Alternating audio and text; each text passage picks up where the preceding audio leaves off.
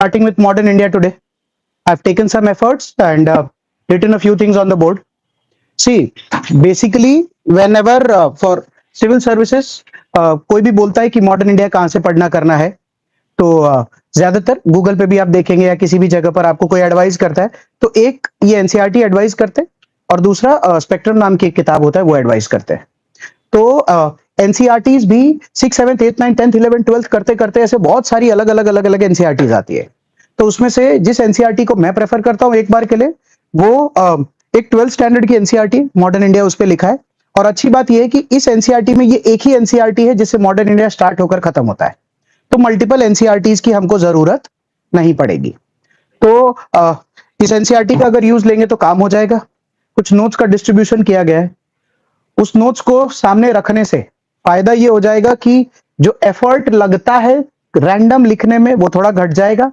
और जो सबसे ज्यादा इंपॉर्टेंट चीज है कि मॉडर्न इंडिया का स्टोरी मेंटल लेवल पर आपके भी प्लॉट होने लगेगा। अभी अगर टाइम पीरियड से मॉडर्न इंडिया को देखते हैं, टाइम पीरियड से, तो ऑफिशियली मॉडर्न इंडिया को 1707 से लेकर 1947 तक माना जाता है।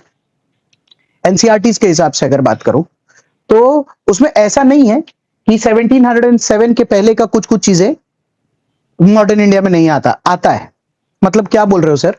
मैं ये बोल रहा हूं कि इंडिया में रहने वाले जो राजा रजवाड़े हैं, उसमें जब मुगल्स में औरंगजेब का स्वर्गवास हुआ 1707 में, तो उसके बाद से मॉडर्न इंडिया मानते हैं।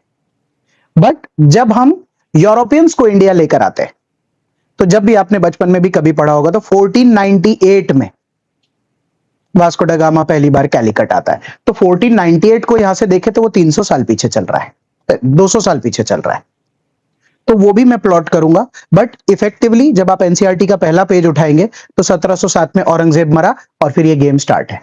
इस तरीके से है। अब मुद्दा इस बात का है कि ये बोर्ड पे क्या लिखा हुआ है। ऐसा है, 1707 में औरंगजेब जब मरते हैं तो ये एक टाइमलाइन मैंने लिखी है। उस टाइमलाइन के तहत उनका बेटा बहादुर शाह वो राजा बनता है। बहादुर शाह के बाद जहांदर शाह बनता है, फिर फारूक सियार बनता है, फिर एक छोटा बच्चा बनता है, फिर दूसरा छोटा बनता है, फिर मोहम्मद शाह बनता है, बीच में बाहर से नादिर शाह आता है, फिर अहमद शाह अब्दली आता है, फिर कोई शाह आलम 2 बनता है, Bahadur Shah Zafar. Time and again you will see that the number of the kings are changing. मेरी इच्छा यहां से स्टार्ट करने की नहीं है कि मैं औरंगजेब को मारूं और रैंडम तरीके से बहादुर शाह बोलूं और एक रैंडम कैरेक्टर को इंट्रोड्यूस करूं और पढ़ाना चालू करूं। मुझे ना प्लॉट सेट करना है कि सर, मतलब ये जो भी हिंदुस्तान बना रहे हो इसको पहले वहां से बनाओ जहां से मिडीवल इंडिया या लोग मुगल्स या उससे पहले जो बात करते हैं, तो उतना मेरे पास स्कोप नहीं है कि मैं बात कर सकूं। बिकॉज कोर्स ये कहता है कि यहां आओ जल्दी, बट धर्म ये कहता है कि पहले ये पढ़ाओ, कम से कम बात तो करो। तो फिर मुझे उसकी बात करना जरूरी है। फैक्ट। अच्छा, डेट्स वगैरह मैंने लिखी नहीं है। इफेक्टिवली डेट्स का जो पार्ट है उसमें लोग मेरे बोलते हैं कि डेट जरूरी है सर। नहीं है सर, यार ऑनेस्टली मैं डेट्स के साथ पढ़ाता हूं। पढ़ाने से मतलब जहां जरूरत है वहां पर डेट्स के साथ पढ़ाने का सबसे अच्छा फायदा ये हो जाता है कि एज अ टीचर मुझे ये एडवांटेज मिलता है कि मैं डेट्स का नाम लूं तो मैं बोलता हूं देख, फिर मैंने बोला था ना ये अब नहीं आया, ये बाद में आया, तो that helps me. If you can also remember, well and good. If not, at least you should know the story और प्रोबेबली कौन किसके बाद आया। अगर डेट्स याद रह गए और यही गड़बड़ हो गया तो अल्टीमेटली गड़बड़ तो हो ही जाएगा। So that is not the way. तो मैंने डेट्स थोड़ी अवॉइड किए, कहीं कहीं पर जरूरत है तो वो मैंने लिख रखा है। ठीक है, क्या लिखा है सर? ये एक एक करके लिखा है और ये इंडिया का मैप बनाया है और स्टोरी स्टार्ट करते हैं। कहीं कहीं पर पूछता भी हूं थोड़ा बहुत। वहां ऊपर कहीं लिखा नहीं है मैंने पृथ्वीराज चौहान, पर स्टोरी मुझे पृथ्वीराज चौहान से शुरू करनी है। तो अगर पृथ्वीराज चौहान की स्टोरी लेता हूं तो चल थोड़ा इंटरैक्टिव करता हूं। उनका कैपिटल कहां था? पृथ्वीराज चौहान का कैपिटल नाम तो सुना होगा, मूवी भी आई थी। It is Ajmer. सर सुनना स्टोरी, मैं बात कर रहा हूं। अच्छा, लमसम डेट। आप कहां हो सर? मैं ना मैं 1190 पे हूं, बोर्ड पे लिखता हूं, चल मैं 1190 पे हूं और मैं पृथ्वीराज चौहान की बात करता हूं। तो पृथ्वीराज चौहान को यहां अजमेर कैपिटल बनाकर बिठाते हैं। मैंने इनसे पूछा, जनाब क्या इच्छा है आपकी? तो इन्होंने कहा, साहब अजमेर बैठते हैं, दिल्ली चाहिए। तो हमने इनसे पूछा कि आपको दिल्ली क्यों चाहिए? तो इन्होंने कहा कि आपने क्लास में एंशिएंट इंडिया पढ़ाया था क्या? हमने कहा बिल्कुल। मतलब 750 760 पे खत्म किया था, 750 760 पर। उसके बाद क्या हुआ? उसके बाद ऐसा है, 9th century, 10th century, 11th century में जब लोग बाहर से आने लगे या हिंदुस्तान से भी आने लगे, तो अचानक से दिल्ली एक सेंटर सा बन रखा था। तो हर कोई हिंदुस्तान में तब धर्म और जाति दोनों पे डिवाइडेड था।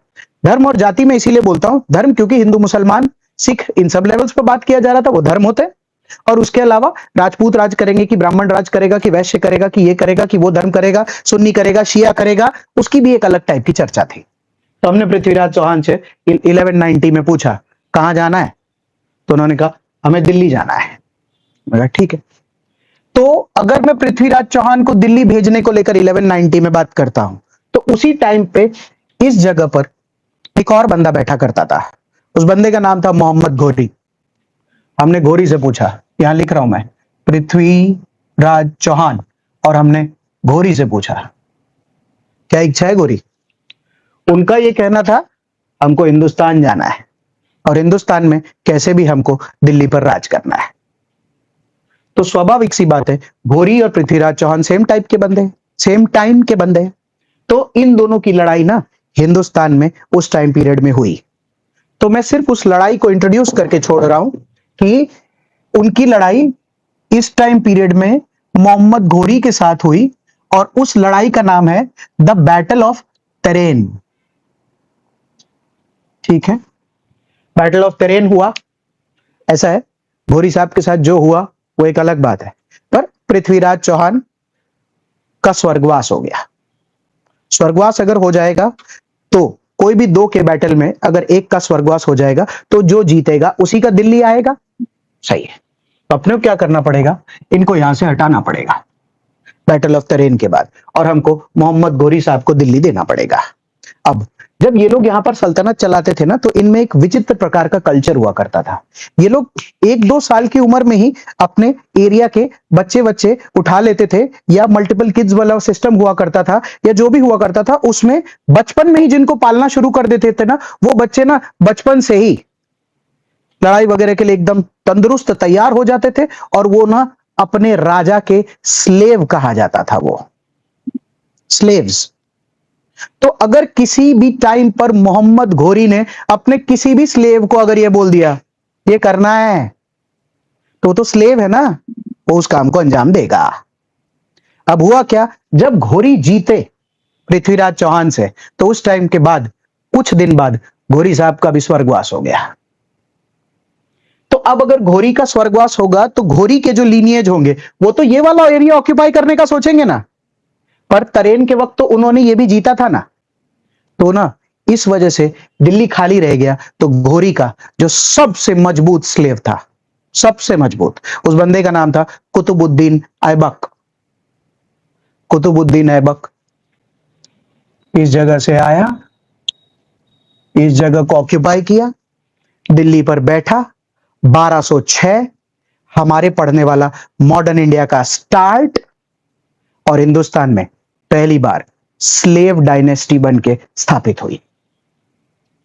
किताबों में लिखा है, इंटरनेट पे लिखा है कि तब पहली बार इंडिया में उन्होंने मॉस्क का सिस्टम बनाना शुरू किया, और हम ये बात करने लग गए कि मिडिवल इंडिया में, हिंदुस्तान में बाहर से आकर स्लेव डायनेस्टी 150 साल राज करेगी।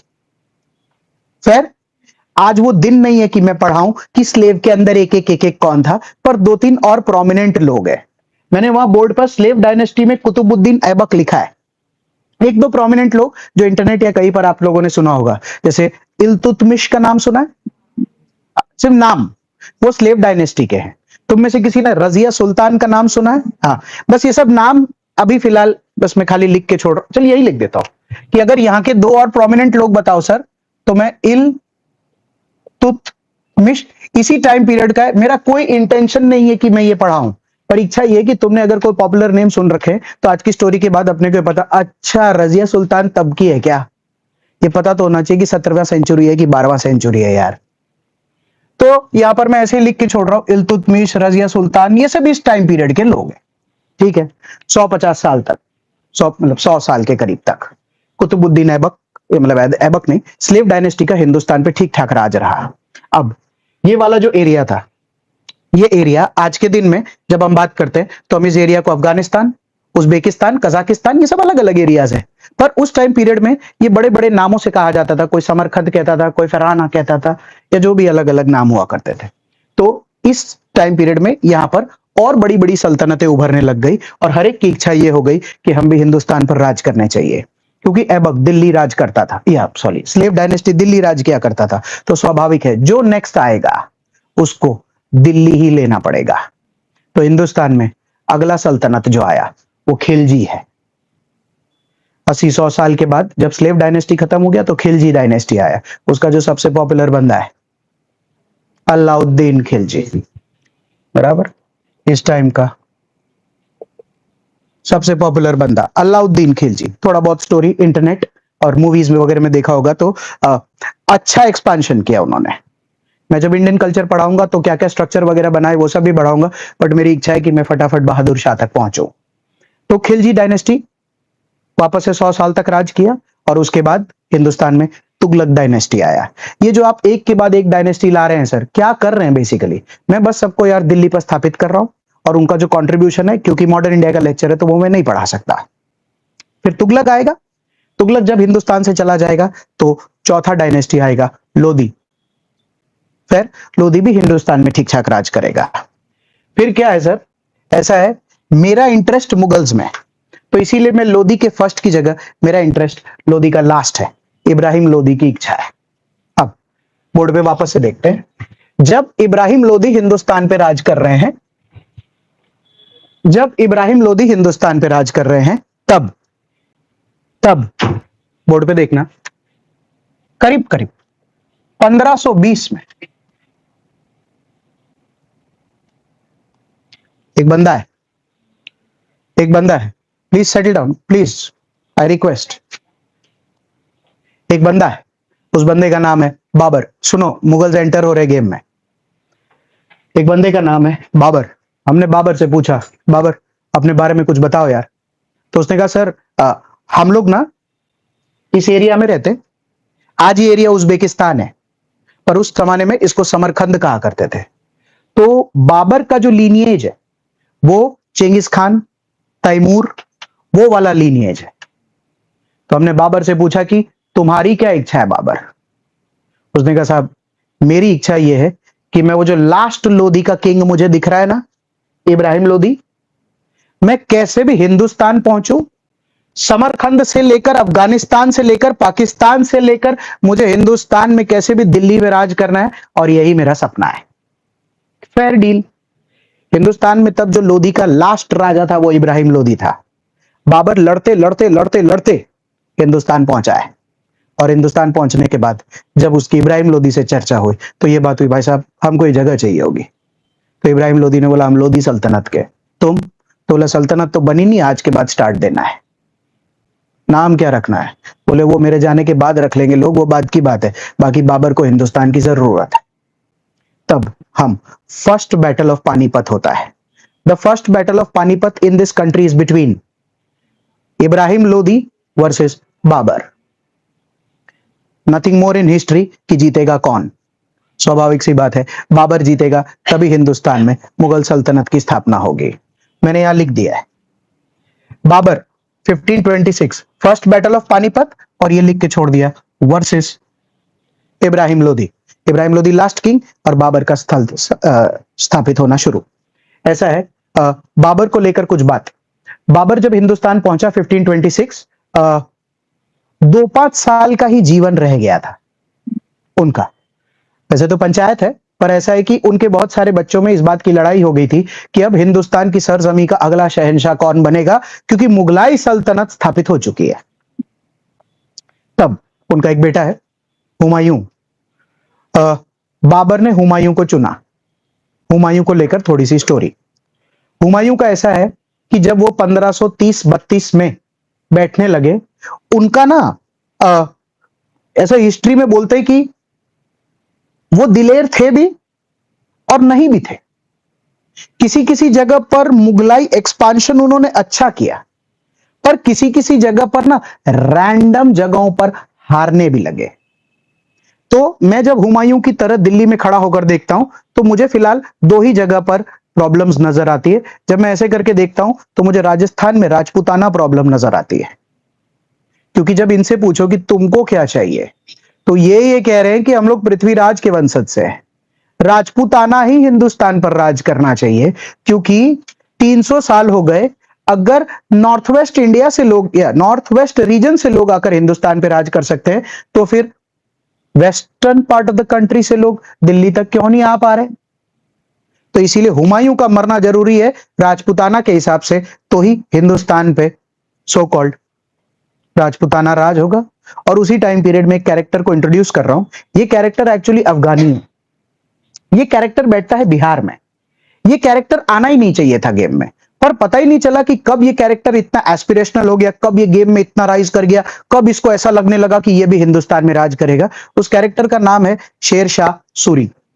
मैंने शेर शाह सूरी, अगर शेर शाह सूरी यहां बिठाता हूं, शेर शाह सूरी, इस बंदे का ये ओरिजिनल नाम नहीं है, पर अपने लोग को एग्जाम में और ये सब में इसी की जरूरत पड़ती है। हमने इनसे पूछा, भाई साहब अपने बारे में कुछ बताइए। इन्होंने कहा कि मैं एक अफगानी आदमी हूं। तो आप क्या करते हो?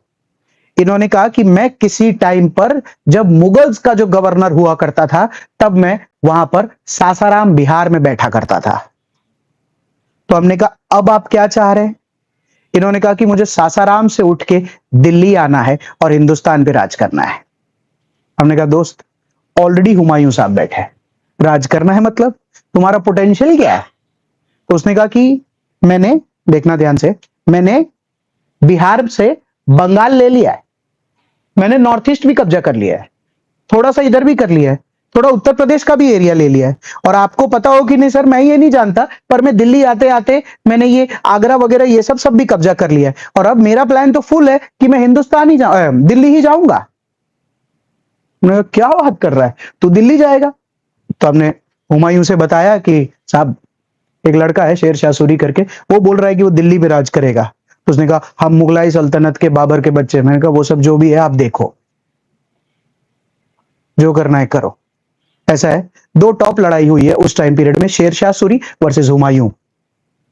एक बैटल बोर्ड पे खाली लिख रखा है, एक बैटल 1539 का है, चौसा में हुआ था, वो बिहार में एक जगह है और बक्सर के पास। और दूसरा जो बैटल है वो कनौज में हुआ था, कनौज उत्तर प्रदेश में एक जगह है। ये दोनों बैटल्स जब हुए तो इन दोनों बैटल्स के बाद शेरशाह सूरी जीत गया और हुमायूं वापस पर्शिया लौट गया for a decent period of time.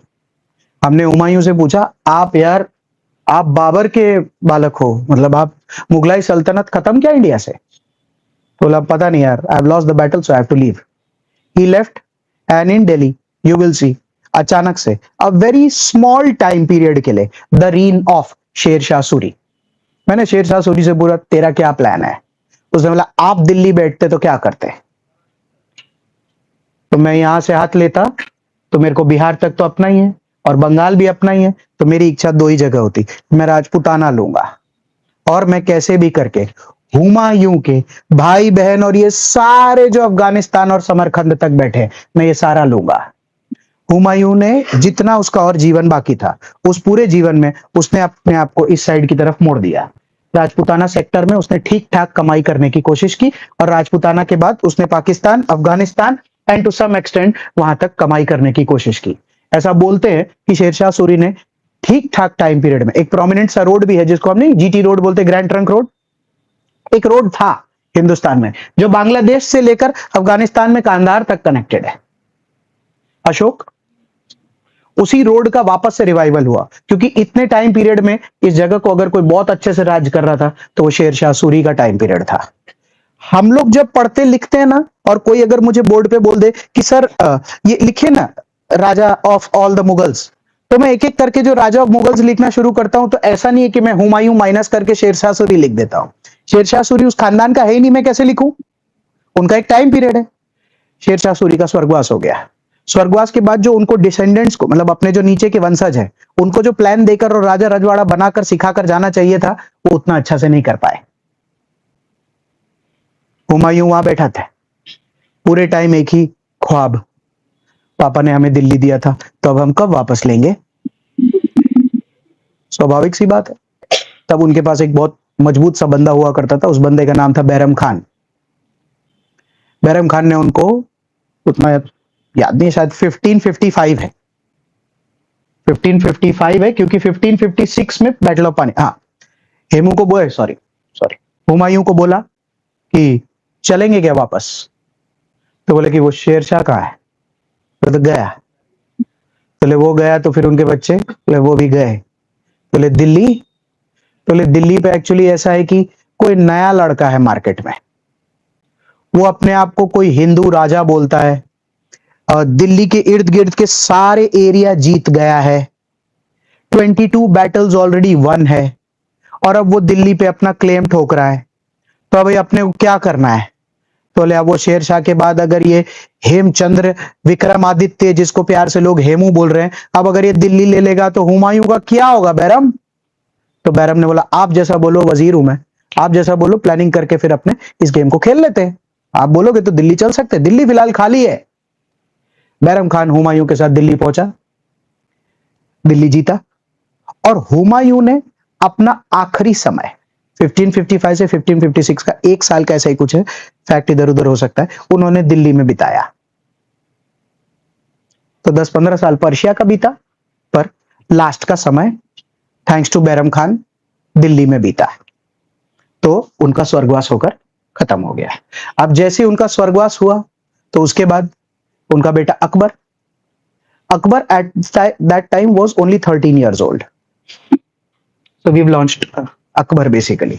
Akbar was 13 years old, और उसी टाइम पीरियड में जो हेमचंद्र था, वो ये कह रहा था कि मैं कैसे भी करके दिल्ली लूंगा। तो हमने कहा बेटा तू अभी तो कोई बात काम हुआ जिसमें तुम अकबर के पिताजी से हारे, बैरम खान समझा रहा था, तो मेरे उससे कोई लेना देना नहीं है, मेरे को कैसे भी दिल्ली चाहिए। तो बैरम खान ने अकबर को बोला कि ले लेते, फिर सेकेंड बैटल ऑफ पानीपत करना पड़ेगा। 13 year old Akbar, he was saying कि मेरा लॉलीपॉप दे दो, मेरे को मेरा कोल्ड कॉफी दे दो, मेरे फ्रेंच फ्राइज दे दो, जो करना है करो, I don't know what is right what is wrong. उस टाइम पीरियड में Akbar was very very young, but historically credit उनको इसी बात का जाएगा ना, कि the second battle of Panipat 1556 Hemu के खिलाफ उन्होंने लड़ा, जिसका लीड एक्चुअली में बैरम खान कर रहा था। कुछ समझ आ रहा है? तीसरा ही कैरेक्टर लॉन्च हुआ है।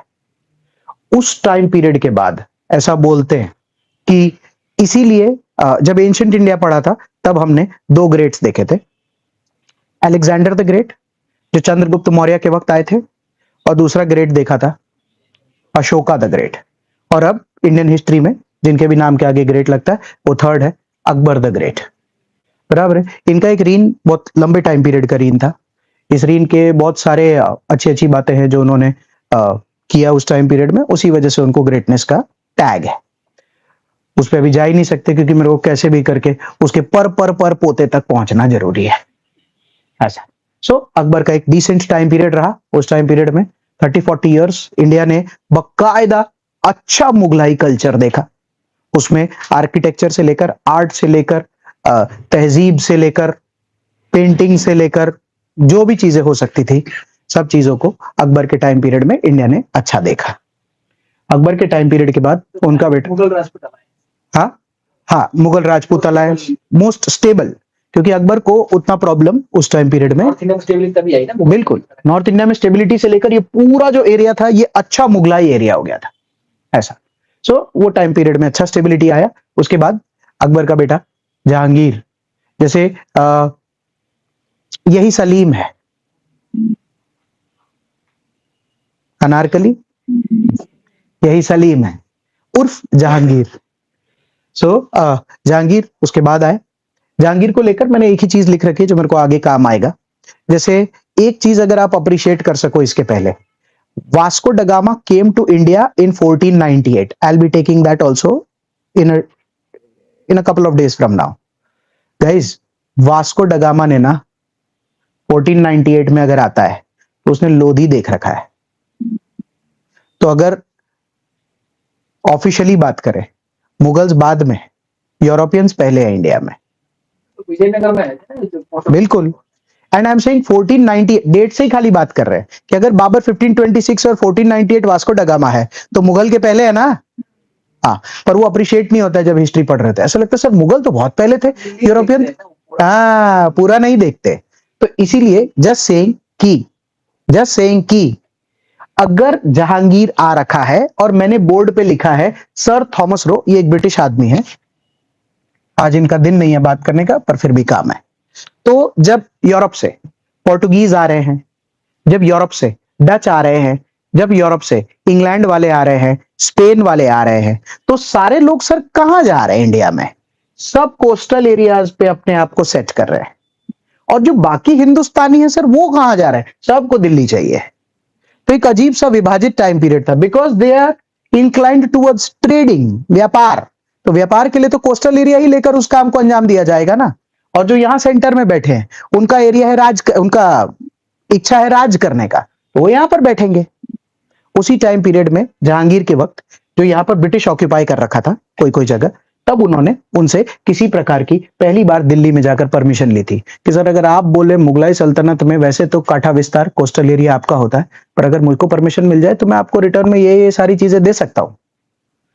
It was Jahangir for the first time जिन्होंने ब्रिटिश को थोड़ा अंदर घुसने का मौका दिया था। वो जब स्टोरी में कभी आगे बढ़ेंगे तब डेफिनेटली बात करेंगे, बस याद रखना।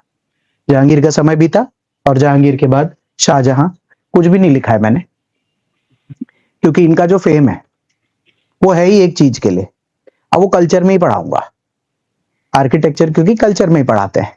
उसके अलावा इनका जो कंट्रीब्यूशन है वो मुझे लगता है कि इनका कंट्रीब्यूशन ताजमहल के अलावा औरंगजेब है इस दुनिया में, ऐसा। So it was a very soft time period of the Mughlai reign. मतलब जिसके दादा अकबर हो, अंधाधुन पैसा हो, जहां जाए लोग फूल बरसाए, जो खर्चा करना है करो, कोई लाइबिलिटी नहीं। तो बहुत ही लाविश सा जिंदगी बीता होगा आई एम अज्यूमिंग। उसमें अगर थोड़ा बड़ा जमीन लेकर अगर थोड़ा बड़ा खर्चा वर्चा भी हो जाए तो बहुत फर्क नहीं आएगा। So we have Taj Mahal in this country for obvious reasons, right? But it's obviously one of the 7 wonders in the world, तो he should be appreciated for the fact that सोचा तो सही तो बना। तो आज आगरा का इकॉनमी चल रहा है उस बेसिस पे। It has the largest number of foreign visitors in India currently, because whenever foreign tourists come to India and they land in Delhi as their international airport, so second और third day उनकी itinerary में ताज देखना होता है। Yamuna expressway से वो जाते हैं, so they see the Taj Mahal, वो ताजमहल देखते हैं थैंक्स टू दिस मैन। और इंडियंस के अलग फीस है, विदेशियों के लिए अलग फीस है, फीस काफी ज्यादा है, तो उसकी आवक हमको होती है thanks to this man for that. फिर और उसके बाद औरंगजेब का टाइम पीरियड बड़ा ही डायनेमिक सा टाइम पीरियड था भाई साहब। जो जगह दिख रही है वो अपनी होनी ही चाहिए, बात पूरी। इनका जो मेरे को सबसे लेजेंडरी बात लगती है वो ये है कि the rarest raja of all the people that I have been talked about, चाहे मैं स्लेव डायनेस्टी, खिलजी, लोधी, मुगल में बाबर, हुमायूं से लेकर अकबर, जहांगीर, शाहजहां को मिला लूं, हिंदुस्तान में 50 साल के करीब का राज किया है औरंगजेब ने। ना हिला ना हिलाया गया। इतना आसान नहीं है to administer a country and a capital where half the population is hungry to take the kingdom, कि मतलब तुम एक गलती करो और कोई तुमको पछाड़ दे, उसमें उसको बरकरार रखना तो जो हिम्मत लगता है सो है ही।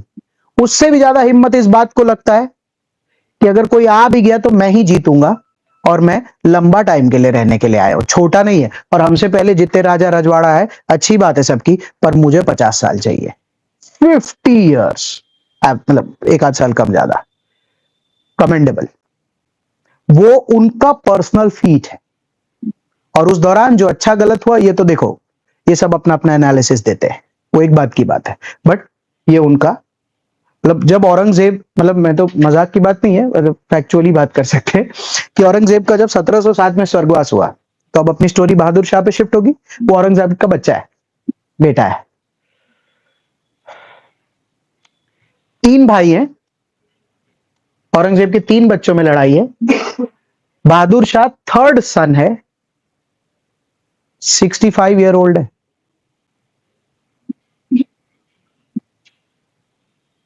तो 65 की उम्र में अगर किसी को राजा बनने का मौका मिलेगा पिताजी के स्वर्गवास के बाद, तो सोचो पिताजी कितना लंबा चल लिए होंगे। 4-5 बेटे भी उड़ाए उसने। वो जो भी उड़ाए नहीं उड़ाए, वो दारा शिको, वो सब एक अलग फैक्टर है। हाँ हाँ, सब सब उड़ाते हैं, मुद्दा उसी को रजवाड़ा बोलते हैं। जब रजवाड़ा होता है तो सब फेयर होने लगता है, क्योंकि वो बहुत ही प्राइसलेस रहा है। छोटे से छोटे रजवाड़े में भी हमने अगर बहुत डीप में जाकर देखे तो भाई भाई में, बाप बेटे में, वो सब के टसल्स हमको देखने मिलते हैं। बट इनकी चर्चा इसीलिए ज्यादा है क्योंकि ये बड़े थे, तो इनकी सब बात सबको पता है। पर छोटे वाले में भी ये होना कॉमन है। सो ये औरंगजेब तक की स्टोरी है। अब औरंगजेब तक की स्टोरी खत्म होने के बाद अब हम यहां से स्टार्ट करेंगे। ये ऑफिशियल मॉडर्न इंडिया है। औरंगजेब के स्वर्गवास के बाद सर आप क्या पढ़ाने वाले हो? मैं ये बोल रहा हूं कि बहादुर शाह, ये तीसरा बेटा है उनका। ये बोर्ड पे क्या लिखा है पहले वो देखते हैं। बहादुर शाह तीसरा बेटा है उनका। अगर औरंगजेब 1707 में मर रहा है तो उसके 5 साल बाद अगर 65 साल के एक आदमी को बनाया है तो 1712 मतलब 70 की उम्र में चले गए। ये उनका बेटा जहांदर शाह है, फिर ये राजा बनेगा। तो मैंने बोर्ड पे खाली फ्लो चार्ट लिखा है ताकि हमको कंफ्यूजन ना हो। ये उनका बेटा जहांदर शाह उसके बाद राजा बनेगा।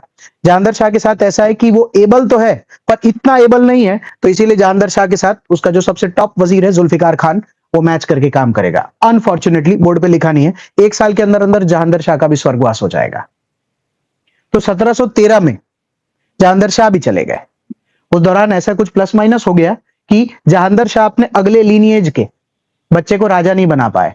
तो पता है बहुत दिन बाद, सॉरी बहुत दिन बाद नहीं, पहली बार मुगल्स के सल्तनत में ऐसा होगा कि राजा का बेटा राजा नहीं बना। क्योंकि बाबर का बेटा हुमायूं बना है, हुमायूं का बेटा अकबर राजा बना है, अकबर का बेटा है जहांगीर, जहांगीर का बेटा है शाहजहां, शाहजहां का बेटा है औरंगजेब, और औरंगजेब का बेटा है बहादुर शाह, और उसका बेटा है जहांदर शाह। और फारूक सियार जो है ना, वो भतीजा है, वो बनेगा राजा। तो जब वो राजा बनेगा तो हम ये देखते हैं कि इधर एक अजीब सा मॉडल वापस से तैयार हो रहा है कि राजा उतना केपेबल नहीं है, वजीर ज्यादा केपेबल है। तो ऐसा ही एक मॉडल फिर से तैयार होगा कि जब फारूक सियार बन के तैयार होगा तो तब वो उतना केपेबल नहीं होगा, वजीरों के भरोसे ही सल्तनत चलना शुरू होगी। राजा किस चीज में लीन है सर?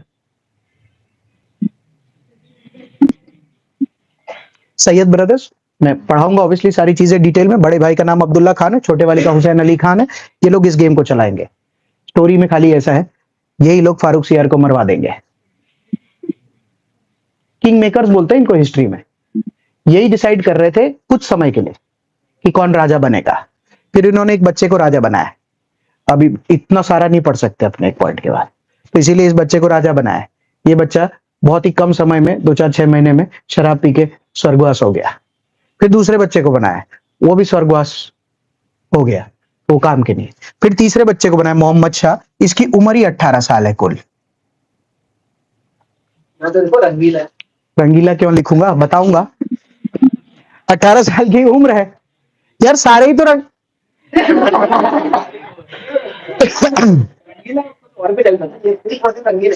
हाँ, तो because see Mohammad Shah, he does not have a lineage of being from the Rajwada. मतलब मैं अगर पढ़ाना नहीं है, बात नहीं करनी, पर मैं मोहम्मद शाह को पूछूं कि आपके पिताजी कौन है, ये तो खुद ही सोच रहा है कि सुनो मेरे पिताजी जो भी हो, मैंने नहीं सोचा था कि मैं मुगल का शहंशाह बनूंगा। पता नहीं, हमारे पास फारूक सियार आए, उन्होंने कहा बनोगे, हमने कहा क्या? तो बोला मुगल का राजा। मैं तो समझ ही नहीं आया कि ना कैसे बोलते हैं। हमने कहा हमारी तरफ से फाइनल करो, और कुल हमारी उम्र 18। हमको तो यही नहीं पता है कि वो सब शेरवानी वगैरह पहन के, मुकुट पहन के बैठते कैसे है।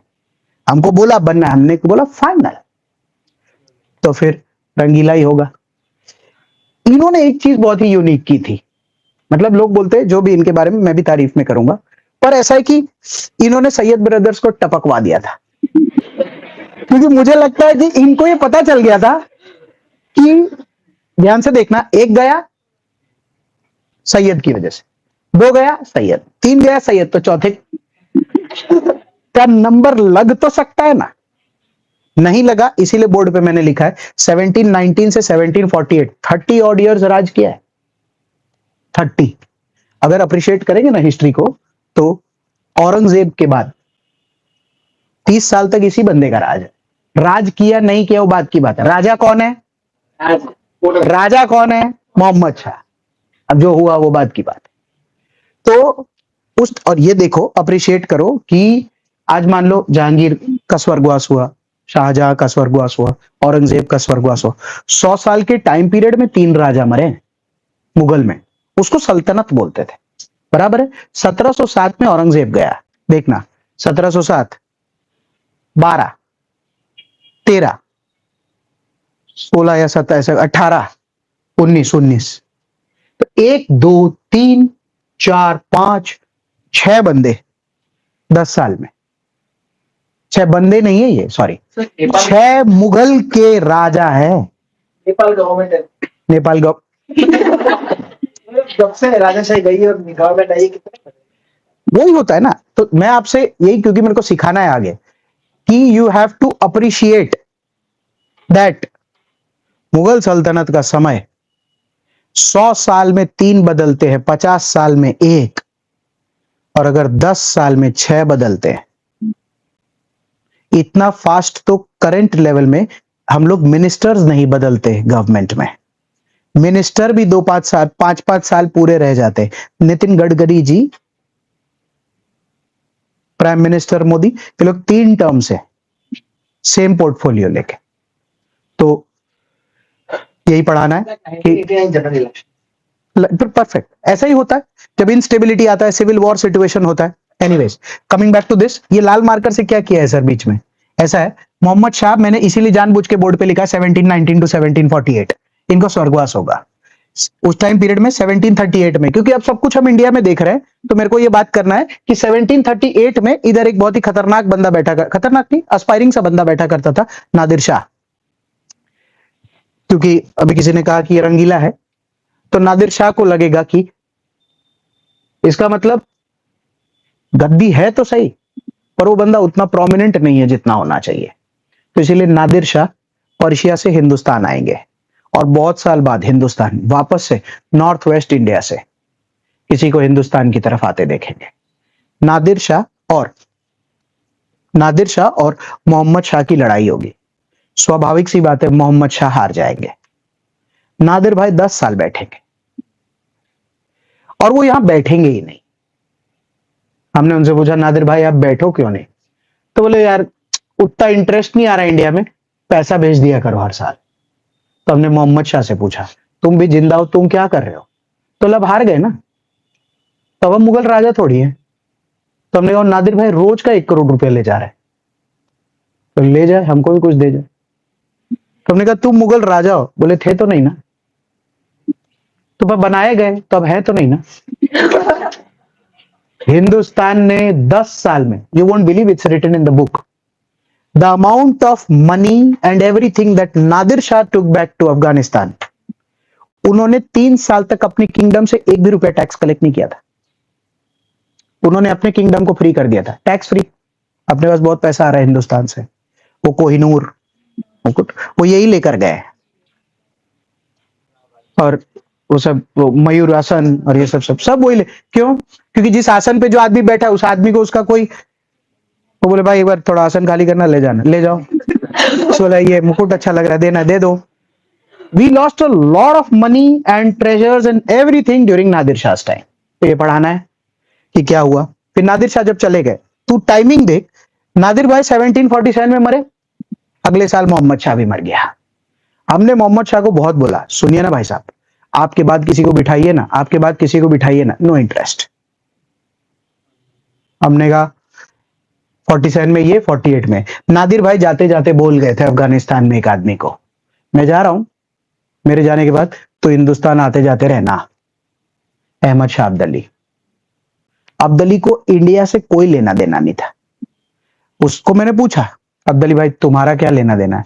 बोले यार क्या मालूम, लोग कहते, जैसे अब्दली सबसे एबल नोबल था नादिर शाह का। नादिर भाई जो बोले अब्दली की तरफ से हाँ है, तो वो बोलते बोलते गए कि तू इंडिया संभाल लेना भाई, मैं जा रहा हूं। अब्दली इंडिया आया, उसने पूछा एक्सक्यूज मी, या ये नादिर भाई के अलावा ये मुगल राज में कौन बैठता है? तो लोग क्या बोले पता है? कौन मुगल? बोला अबे वो मोहम्मद शाह बैठता था ना।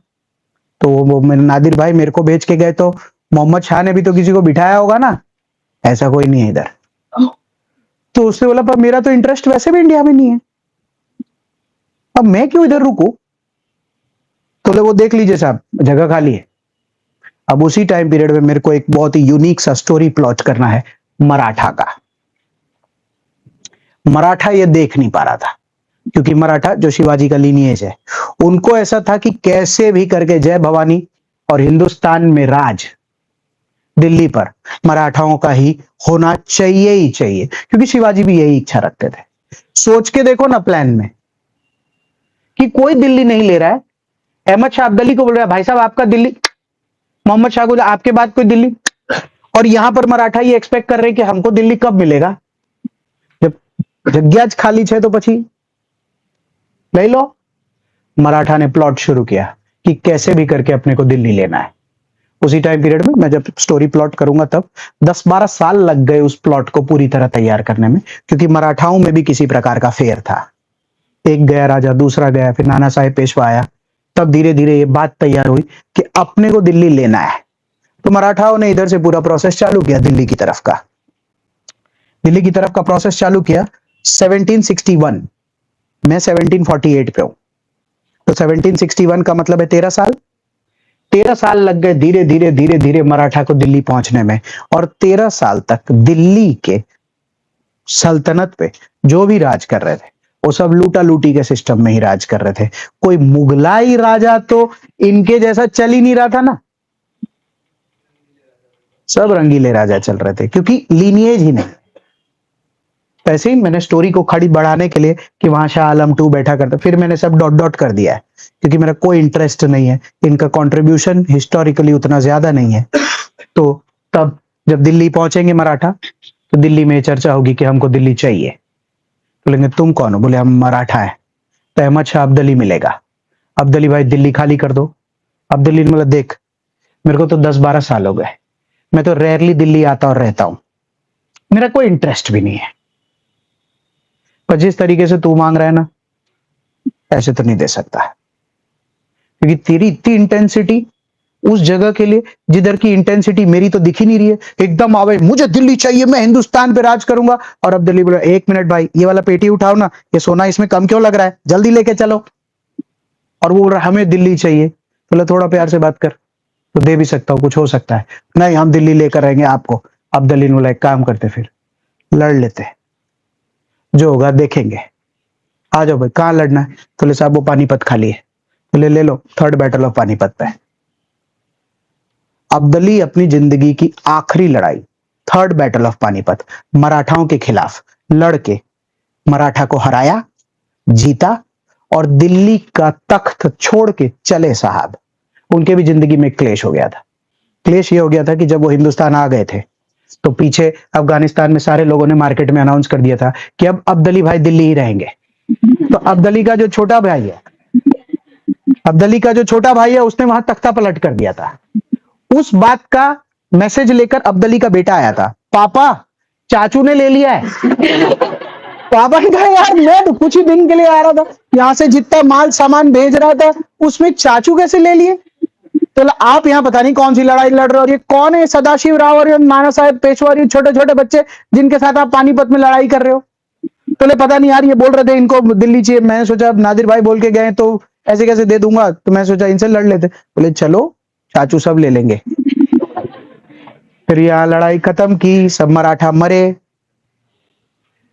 नादिर शाह दिल्ली छोड़ के, सॉरी अहमद शाह अब्दाली दिल्ली छोड़ के, बड़ा जब पहले आया था अफगानिस्तान बहुत ज्यादातर आदमी उसकी इधर ही थी, हाँ खाली रखा है। तो क्योंकि ये बहुत स्टेबल जगह थी उसके लिए। पहले हर जगह पे पूरा अफगानिस्तान पुश करना पड़ा। एग्जैक्टली, अब्दाली को इधर किसी प्रकार की कोई चिंता नहीं थी। तो जब भी ये चर्चा होती थी कि फिर आप अपनी आर्मी का क्या यूज करेंगे, कहा तो ले रख लो सबको दिल्ली के आसपास। मतलब ऐसा होना चाहिए कि पाकिस्तान में भी अब्दाली के लोग बैठते, अफगानिस्तान में भी बैठते, कांधार में, मतलब पूरा रखो, कोई दिक्कत नहीं है। पैसा इतना हो गया था, नादिर भाई कब से लूट रहे थे यार। तुम देखो तो सही, 1738 में आए थे और 61 की बात कर रहे हैं। 25, 24, 25 मतलब 23 साल हो गए थे। अच्छा पैसा हो गया था उस साइड पे, और ये पूरा सब आ जा रहा था, तो वो सब कोई टेंशन नहीं। ऊपर से मराठा हार गए। हमने कहा अब क्या होगा। अब दिल्ली भी चला गया। मराठा को हमने पूछा, भाई दिल्ली, दिल्ली 28, मतलब जो third battle of Panipat Maratha हारे थे ना, माधवराव रिकॉन्क्वेस्ट कर लिया। हाँ again 1772 Madhavrao took Delhi, but that is nothing remaining in Delhi other than Delhi itself. मतलब Marathas will come to Delhi 10-12 years later. एक उनका बंदा है, वो दिल्ली आएगा। जब वो दिल्ली आएगा, हमने दिल्ली पे राज किया, तो पता चला इतना बड़ा मुगल खाली दिल्ली होके रह गया। तो आज से हम दिल्ली के तख्त पे। बोला सुनो भाई, तो खाली दिल्ली ही बचा है। बोले क्यों, वो वहां बिहार से लेकर अफगानिस्तान तक जो। बोले मजाक चल रहा, दिल्ली चाहिए, इसको दिल्ली दे दो। बोले पर हमारे वक्त तो बोले करते थे कि दिल्ली हिंदुस्तान, अब दिल्ली दिल्ली है। मतलब हुआ ही कितना। हाँ वो शाह आलम, इसलिए मैंने लिखा है इधर। पालम तक एयरपोर्ट है अब पालम पे पुराना। So basically coming back to the story again, third battle of Panipat हुआ, मराठा हार गए। उसके बाद एक बंदे को बिठाया शाह आलम टू। हमने शाह आलम टू से पूछा, और बोल बंदे तेरी रजा क्या है। कुछ मालूम नहीं। क्या मालूम कौन जीत रहा है कौन हार रहा है। Guys 1761 battle of Panipat, Delhi खाली। ऑफ टॉपिक बात है खाली। 1764 में the British will fight the battle of Buxar year. तो हमने रैंडमली ब्रिटिश को फोन किया और उसको पूछा, भाई साहब ये जो आप बक्सर जीते हैं, आपका क्या प्लान है। उसने कहा दिल्ली। हमने कहा डोंट टेल मी कि अब इंडिया में दिल्ली पे एक ऐसा आदमी एस्पायर कर रहा है राज करने को लेकर, जिसको किसी ने नहीं सोचा था। तो ले लोग सोचे नहीं सोचे वो उनका प्रॉब्लम है। मैं तो इधर प्लासी जीता, फिर मैं इधर बक्सर जीता, और मैं अब जा रहा हूं दिल्ली। संजोग से ब्रिटिश 1765 1770 दिल्ली पहुंचते और पूछते हैं कि now that we covered a decent part of India, is there anybody in Delhi. बिल्कुल ऐसा ही शांति था। Is there anybody in Delhi. तो बोला कि वो शाह आलम आया सर। तो भाई साहब राजा को बुलाइए। तो लगी मैं ही राजा हूं। तो बोला यार वो बाकी मार्केट में तो जब मेरे को लगे 100-150 साल तो काफी बातें हो रही है कि दिल्ली ऐसा है और दिल्ली वैसा है और वहां के राजा और वंशज फलना ढिमका। तो क्या करना है। चाल भाई सुन, मैं ही बैठता हूँ, तू भी बैठ, ठीक है। ग्वालियर का बढ़ गया था। ग्वालियर का बढ़ गया था, सीट ऑफ पावर ग्वालियर बढ़ गया। तो ग्वालियर इसलिए बन गया था क्योंकि मराठा का ही ग्वालियर था। तो पूना तो खत्म हो गया था, बड़ौदा खत्म हो गया था, नागपुर खत्म हो गया था, सब खत्म हो गया था। एक ग्वालियर का राजा बैठा था। ग्वालियर वाला खाली ये बोला करता, सुनो दिल्ली तक रख लो, ग्वालियर मत आना। अब मुद्दा वो तो ग्वालियर अलग था, that's another story all together. But talking about Delhi currently, तो दिल्ली के साथ ये हो गया कि शाह आलम ने बोला तुम भी रहो हम भी रहते हैं। तो ब्रिटिश ने बोला 1770 1780 ऑनवर्ड्स दिल्ली में हर बार एक मुगलाई राजा बैठा। मैंने तो नाम तक नहीं लिखा है किसी का, पर क्योंकि मेरे को 1857 का रिवोल्ट कराना है, रानी लक्ष्मीबाई वाला, तो कोई तो राजा रख के रिवोल्ट कराऊंगा ना। तो इसीलिए मैंने last Raja of official Mughal सल्तनत ऑफ दिल्ली 1857 में बहादुर शाह जफर लिख रखा है। फिर प्लान ये है कि ये स्टोरी के बाद इसको डिटेल में पढ़ाया जाए, बराबर। तुमको बोर्ड पे समझ आना चाहिए कि उस साइड का क्यों लिखा है और इस साइड का क्यों लिखा है। फिर 2 मिनट आंख घुमा लो, मैं नाम लेता रहूंगा। जैसे एक छोटा पार्ट है यहां पर,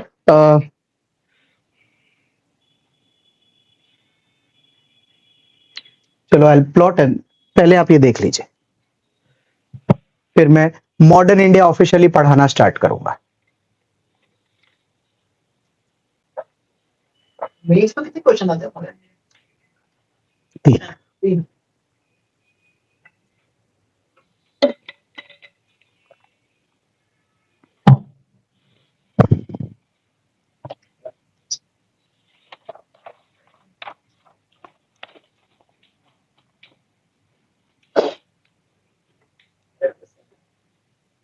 या तो भी चलता है जैसे साम्राज्य बनता हो, कोई भी सल्तनत या साम्राज्य बनता हो, बनने के लिए एरिया एक्सपेंशन और टाइमलाइन कितना लॉन्ग टर्म रोड किया वो इंपॉर्टेंट है या फिर और भी कंडीशन? देख होता क्या है, बीच में छोटे छोटे आते और जाते रहते हैं सल्तनतें, तो एरिया तो एक पार्ट है ही, थोड़ा बड़ा एरिया होता है, तो हिस्ट्री में रिसर्च करने वाले जो लोग होते हैं फिर वो उस चीज को अप्रिशिएट करते हैं कि हाँ भाई यहां पर एक सल्तनत हुआ करती थी। 2-3 चीजें और लगती है सल्तनत में, एक स्टैंडर्ड एडमिनिस्ट्रेशन, उनकी रिचनेस। आजकल जब हम बात करते तो उनका कोई किला विला हो तो उससे पता चलता है यहां पर ये राजा रहा करते थे टाइप्स। तो ये 3-4 चीजें हैं जो नई सल्तनत या किसी एडमिनिस्ट्रेशन के, और आजकल हम बोलते हैं कि अगर उसने कोई वॉर लड़ा हो तो फिर उस स्टोरी में उसका नाम आ जाता है, तो अच्छा ये सल्तनत थी, ओके। टैक्सेशन कॉइनेज है। हाँ, टैक्सेशन वही पैसा होना चाहिए, एडमिनिस्ट्रेशन, टैक्सेशन, और ये कोई अच्छा कवि वगैरह रहा हो जिसने कुछ राजा रजवाड़ों को लेकर लिखा हो। तो जैसे एक ऐसे ऑफ टॉपिक बात है, जैसे पद्मावत या पद्मावती वो मूवी का सुना है तुमने, है ना? तो किस बंदे पे था, है ना? अलाउद्दीन खिलजी। ये करीब करीब मैं खाली लेके चल रहा हूं कि ये 1300 है, 1300।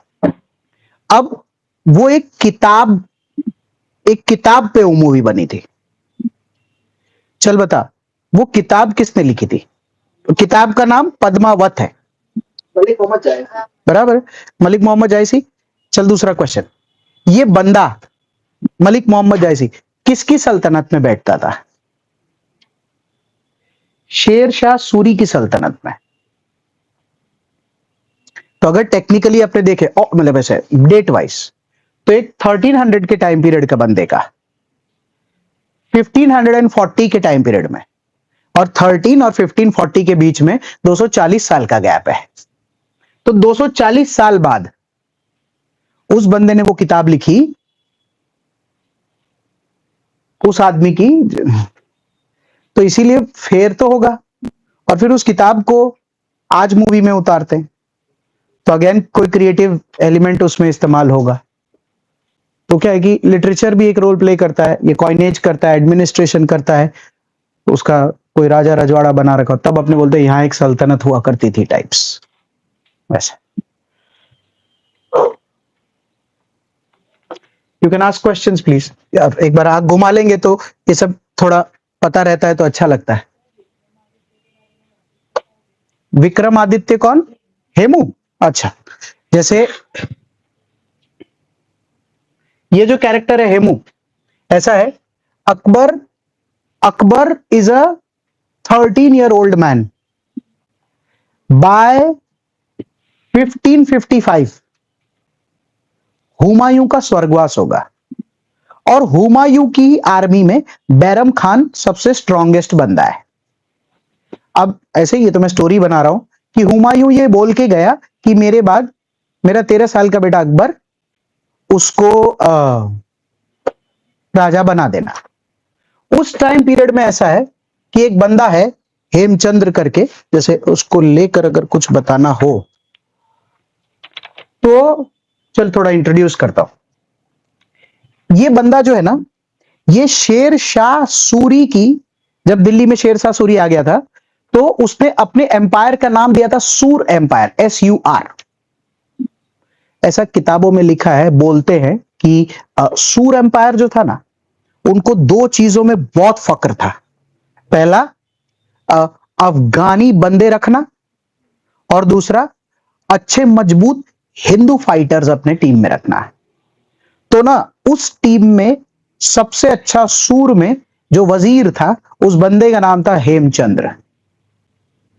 उस बंदे को लेकिन वजीरियत थोड़ी कम पसंद आती थी, तो उसको हमेशा यह रहता था कि दिल्ली पे मैं राज करूं।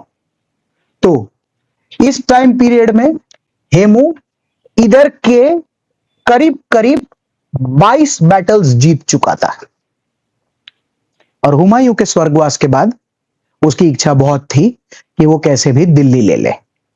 तो अगर दिल्ली ले लिया तो पूरा मराठा पूरा मुगल्स अपना हो जाएगा, और plus because the king is a 13-year-old man, तो it's easy for him also. I am assuming कि उन्होंने ऐसा सोचा होगा, पर गेम में बैरम खान था। ऐसा कहीं कहीं बोलते हैं कि बैरम खान भी पूरी तरह खुद नहीं लड़ा था, उसने भी अपने बंदे लगा रखे थे कि भाई इसको तो तुम ही संभाल लेना।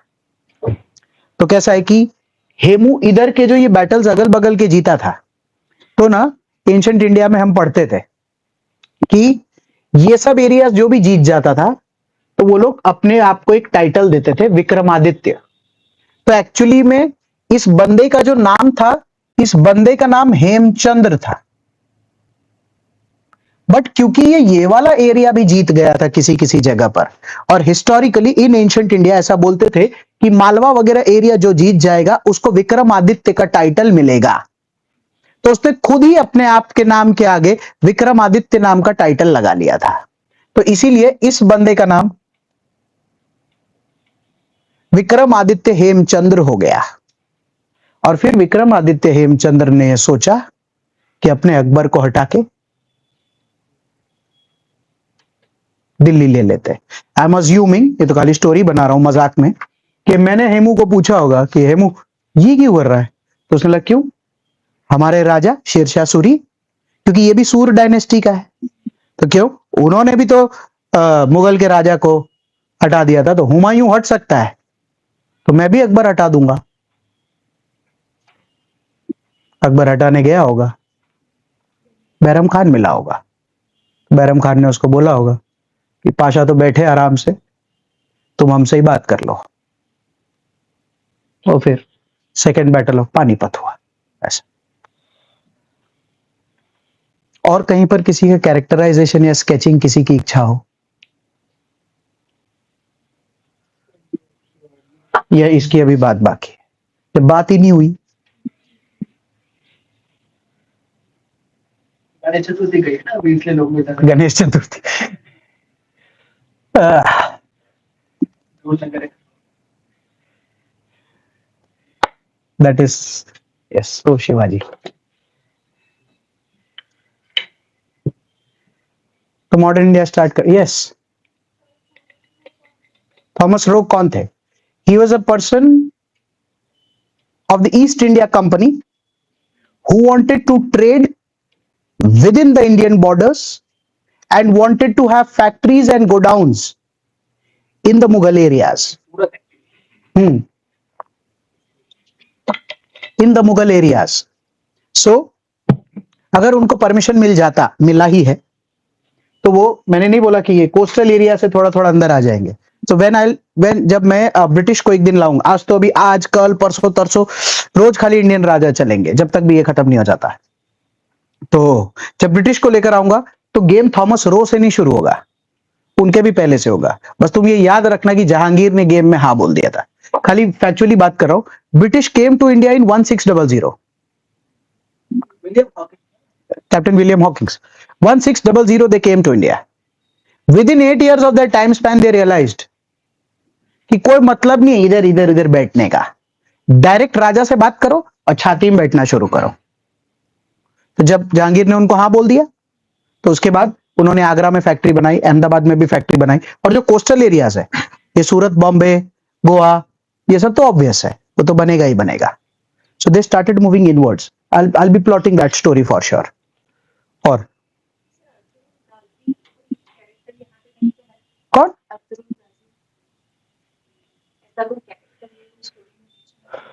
गाजी, एक पदवी है गाजी नाम की, उतना मेरे को याद है कि अकबर ने जब हेमू या सेकेंड बैटल ऑफ पानीपत जीत लिया था तो उन्होंने वो टाइटल खुद के लिए रख लिया था, ऐसा कुछ बाबर ने रखा था फर्स्ट बैटल ऑफ पानीपत के बाद। बैटल ऑफ हाँ, पर जो कैरेक्टर आप बोल रहे हैं मैं नहीं जानता, क्योंकि एक प्रैक्टिकल सा प्रॉब्लम पढ़ाने वाले को होने लगता है कि जैसे मेन कैरेक्टर्स को छोड़ के अगर साइड कैरेक्टर्स पकड़ने लग जाएंगे तो सिर्फ उसी साल में रह जाएंगे। वो अभी मेरे साथ होने ही वाला है एक्चुअली। Can I start? हाँ यस, दृष्टि कुछ बोलो किसी। हाँ हाँ हम लोग मीडिया से लेकर मॉडर्न तक मुगल का एम्पायर पूरा पड़ जाए, हाँ महाराणा पड़ जाए, और इसके हम लोग राजपूताना का कुछ वो नहीं, उसका रीजन है कि उनका साम्राज्य नहीं बन पाया इसलिए, या फिर एडमिनिस्ट्रेशन या फिर टैक्सेस में आप रोल नहीं था इसलिए उनको। उसमें एक्चुअली राजपूताना को इतना डोमिनेंस इसीलिए नहीं मिलता क्योंकि कभी उनको दिल्ली नहीं मिला, तो कभी भी सेंट्रल नहीं मिलता तो क्रिटिसिज्म ऑफ इंडिया नहीं, सब कुछ बहुत अच्छा था राजपूताना का, बट क्या होता है कि सेंटर में जाने वाला अगर रोल नहीं मिलता, पर पता है फिर भी मिलना चाहिए था credit. I've read by one historian that, I mean, Delhi became capital in the post-independent India. हाँ. That's why the history writing became very difficult. But the people in the medieval India did not think of Delhi as a capital. Right For example, when Babur came, Krishnadev Raya was already ruling in the south. Like, he never thought of Delhi as something as a capital. Right, वो भी बात सही है। Mostly the history of Delhi, not India. जैसे post independence जब हिंदुस्तान आजाद हो गया, तो आजाद होने के बाद हिंदुस्तान का कैपिटल दिल्ली हो गया, तो जब किताबें लिखी गई या जो भी चीजें दिल्ली को लेकर पढ़ता गया, तो जब जब जिसने दिल्ली ऑक्यूपाई किया, हिस्ट्री की किताबों में शायद उनको प्रोमिनेंस ज्यादा आ गया होगा, पर ऐसा नहीं है। मतलब आई एम जस्ट अज्यूमिंग कि तब जब हिंदुस्तान पे बाकी लोग इधर उधर राज करेंगे, उनको अगर किसी ने फोन करके बोल दिया होता भाई साहब अगर आप दिल्ली ले लेंगे तो हिस्ट्री में आपको भी याद रखेंगे, तो उनको भी लगता कि ऐसा है, ले लेते फिर उसमें क्या। दिल्ली का अब हाँ, उनको क्या मालूम कि 47 के बाद दिल्ली कैपिटल बनेगा, तब इतिहास लिखा जाएगा। उड़ीसा तो completely absent है। हाँ, बहुत सारी जगह एब्सेंट है, उड़ीसा तो पूरा मतलब कुछ नामो निशान नहीं है। बहुत सारी जगह एब्सेंट है, उसमें कोई डाउट नहीं है। क्या, कैन वी स्टार्ट? ओके सी, अच्छा मैं बोर्ड पे कुछ कुछ जगह ही लिख देता हूँ।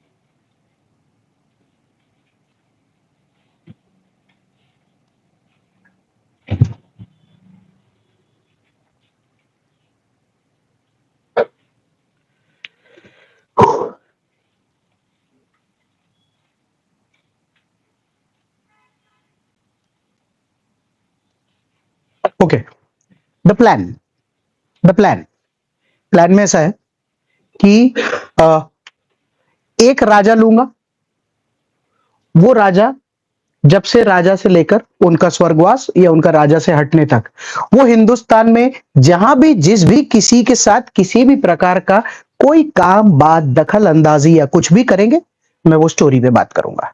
उस दौरान मैं प्रॉमिस करता हूं अगर मेरे को आता होगा तो, अगर उस सल्तनत की कोई पुरानी बैक स्टोरी है और वो किताबों में नहीं मेंशन्ड है तो मैं वो बात करूंगा, ताकि ऐसा नहीं लगे अपने को कि रैंडम प्लॉटिंग हो गया। और अपना गेम यहां से स्टार्ट होता है। तो इस दौरान हम क्या कर रहे हैं तब, क्योंकि हम ये वाला जो मैप है ये 1707 का है। इस मैप में क्या है सर, 1707 का नहीं है, 10-5 साल आगे पीछे भी है। ये कश्मीर, हाथ से देखना, ये इतना बड़ा पंजाब, ये सिंध है। मारवाड़ इज बेसिकली, बोर्ड पे जगह कम ज्यादा हो सकती है, ह्यूमन एरर हो सकता है, मारवाड़ इज बेसिकली जोधपुर, ये Amer, is basically Jaipur. Mewar is Udaipur.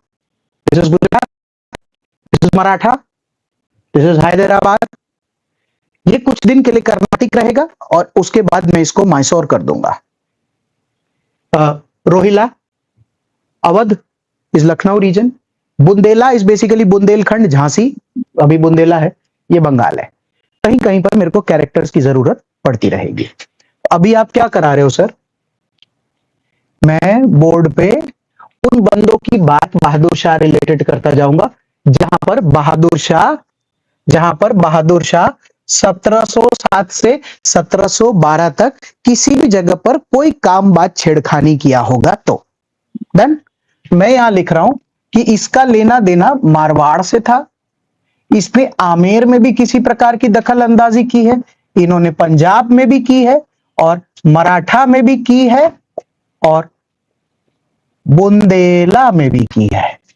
तो एक की स्टोरी लेते चले. डन. छोटी छोटी स्टोरी भी है. ओके. टॉकिंग अबाउट, अच्छा उसको प्लॉट करने के लिए पहले छोटा सा ये प्लॉट कर लेता हूं. एक एक लेते चल. पहले मारवाड़ लेते हैं. ठीक है. अब भाई स्टोरी में सर बहादुर शाह है. उनकी तारीफ में बात, 3 भाइयों के बीच में झगड़ा हो गया, पिताजी का स्वर्गवास हो गया, तब राजा कौन बनेगा? He is the youngest of the 3, is only 65 year old. और हमने इनसे पूछा कि बोल बंदे तेरी रजा क्या है? बोला मेरी तो पूरी जवानी बीत गई ये सोचने में कि मैं कब मुगल का राजा बनूंगा.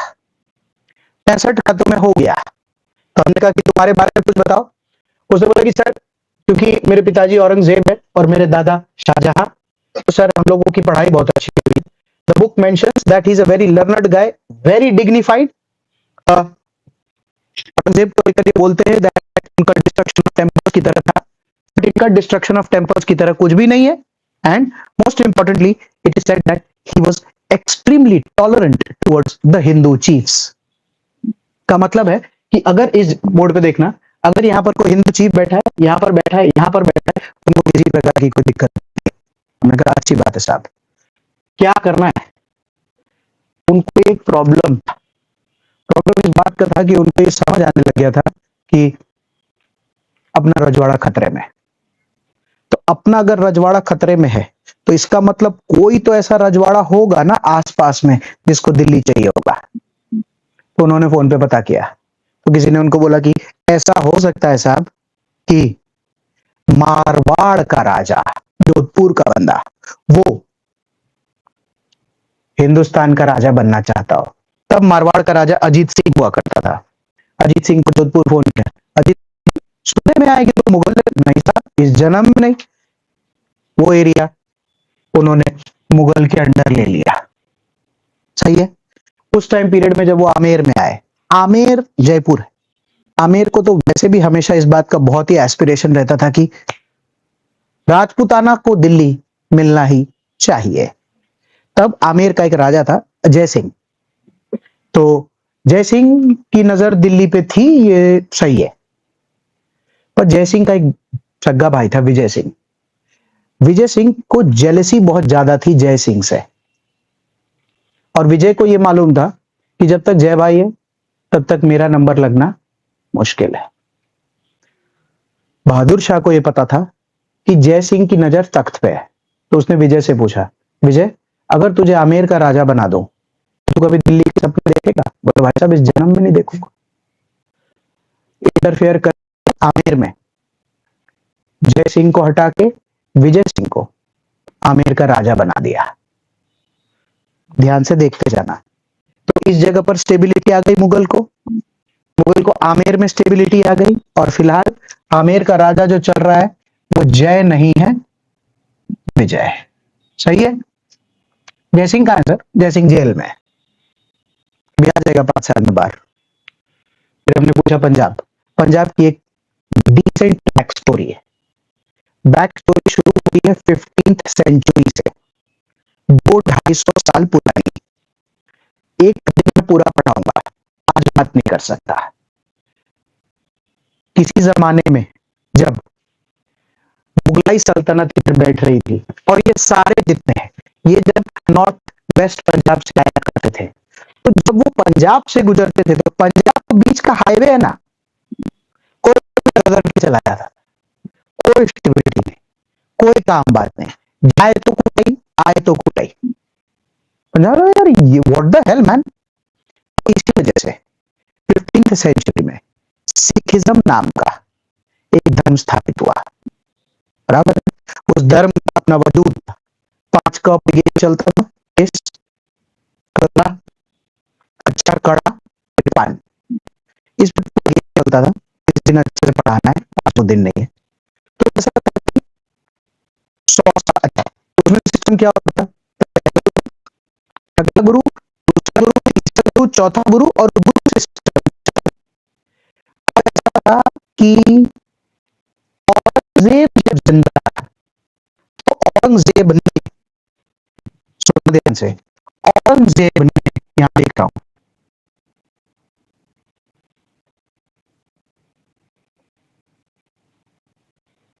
गुरु गोविंद सिंह के साथ एक प्रकार की मतभेद हुई। उस मतभेद में ये क्लियरली बात है कि गुरु गोविंद सिंह हार गए थे। अब हार जाने में होता क्या था, बोर्ड पे देख, एक सिस्टम चलाता था मुगल, उस सिस्टम को मनसबदारी सिस्टम बोलते थे।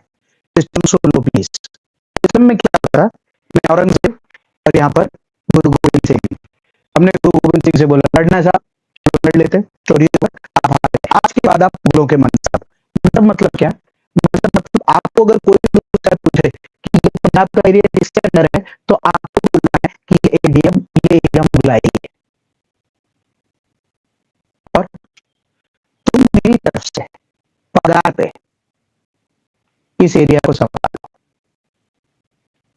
टोटल रेवेन्यू कितना है, तो गुरु गोविंद सिंह हो, तुम जो भी मिलिट्री में गए थे, तुम्हारा टोटल मिलिट्री का खर्चा कितना है, काम कर, रुपए ला, 40 रुपए रख, 40 रुपए में मेरी तरफ से आप मेरे पंजाब आर्मी के हो, और कभी गुजरात जाके लड़ना है, कल बिहार जाके लड़ना है, तो मेरा मनसबदार वहां जाकर लड़ लेगा। काफी बेइज्जती टाइप साउंड होता है। उसमें मुगलों को क्या फायदा, अपना जगह इंटैक्ट, अपना बंदा बिठाना, अपने एरिया कब्जा हुआ तो 60 रुपए अपना हुआ, अपना रेवेन्यू आता, और अपनी आर्मी बिठाते तो भी 40 रुपए का खर्च तो आने ही वाला था। गुरु गोविंद सिंह बिकेम द मनसबदार ऑफ द मुगल एम्पायर। तो जब औरंगजेब मरा, उसके 1 साल में गुरु गोविंद सिंह का स्वर्गवास हो गया। सुनना तो गुरु गोविंद सिंह के बाद इस बात की चर्चा थी कि अगला राजा कौन, अगला गुरु कौन बनेगा में। तब गुरु गोविंद सिंह का जो सबसे टॉप शागिर्द था, मतलब जो उनका डिसाइपल चिला, जो भी समझ लीजिए, उस बंदे का नाम था बंदा बहादुर। बंदा बहादुर ने बोल दिया कि आज के बाद सिखिज्म में आखिरी गुरु गुरु गोविंद सिंह ही होंगे, और मैं इसके बाद जब तक जिंदा हूं मैं गुरु नहीं बनूंगा, और मैं कसम खाता हूं कि मैं कैसे भी करके मनसबदारी सिस्टम से सिख को निकालूंगा और एक आजाद पंजाब में हम राज किया करेंगे। तो हुआ क्या कि पंजाब वाली जगह पर यहां बंदा बहादुर किस चीज का इंतजार कर रहा था पता है, औरंगजेब के मरने का, उसके बेटे के आने का, और कैसे भी करके मनसबदारी खत्म करने का और जीतने का बहादुर शाह से। बहादुर शाह को इस बात का आइडिया नहीं था। तो जैसे बहादुर शाह आया, ये गेम हुआ। इस गेम में ऐसा किताब में लिखा है कि बंदा बहादुर भारी पड़ गया था बहादुर शाह पे। तो एक हरियाणा में लोहगढ़ फोर्ट है, वो फोर्ट जो है यमुनानगर में, वो फोर्ट सिखों का सबसे इंपॉर्टेंट वर्चस्व का फोर्ट हुआ करता था। बंदा बहादुर ने जितने पंजाब के सिख हुआ करते थे उसमें उस बंदे ने जैसे 1712 में, बोर्ड पे देखना प्लीज, 1712 में बहादुर शाह को हरा के वो जगह लेने में कामयाब हो गया। मैं खाली ये बता के छोड़ रहा हूं कि बहादुर शाह से लेकर लास्ट तक कभी भी सिख का मुगल से बनने वाला नहीं है। तो आप एक फोटो दिमाग में बना लो, हर बार की लड़ाई रहेगी। क्यों? क्योंकि उधर थोड़ा सा रिलीजियस टसल है, उधर हिस्टोरिकल टसल है, रास्ते का टसल है। खाली स्टोरी में मसाला ऐड कर रहा हूं। जब नादिर भाई आ रहे होंगे ना दिल्ली जाने के लिए, तो नादिर भाई को सबसे खूबसूरती से रास्ता पंजाब वाले दिखाएंगे। भाई थोड़ा ऐसे जाना, और इधर से जाओगे ना तो मस्त मारना उनको। नादिर भाई ने भी उसको बोला था कुछ माल सामान है, बोले इतना है कि आप सोच नहीं सकते, सब इधर इधर इधर इधर रखा है। और सुनो ना भाई, आप सुना है वापस भी जाओगे तो जाते जाते थोड़ा देखे भी जाना। नादिर शाह ने पंजाब को इतना बांटा उस टाइम पीरियड में। क्यों? क्योंकि नादिर भाई के लिए भी ज्यादा हो रहा था कि पंजाब मदद किया। पंजाब आप हमेशा देखेंगे is a little against time, और उसकी हिस्ट्री जो है करता मैं तुमको गोविंद सिंह की बात करी, पर मैं बताऊंगा जिस दिन आपका नंबर आएगा तो क्या पढ़ना है। तो बेसिकली बहादुर शाह जो है वो बंदा बहादुर से गेम को हार गया, लोहगढ़ फोर्ट चला गया और सिखिज्म अपनी जगह पर होने की कोशिश करने लगा। ठीक है, अब मुद्दा है मराठा का। मराठा की थोड़ी स्टोरी लगेगी। स्टोरी में ऐसा है, उतना जा नहीं सकता मैं डिटेल में, क्योंकि चालू किया कल की फ्लो चार्ट बताया है और बातें स्टार्ट देना है।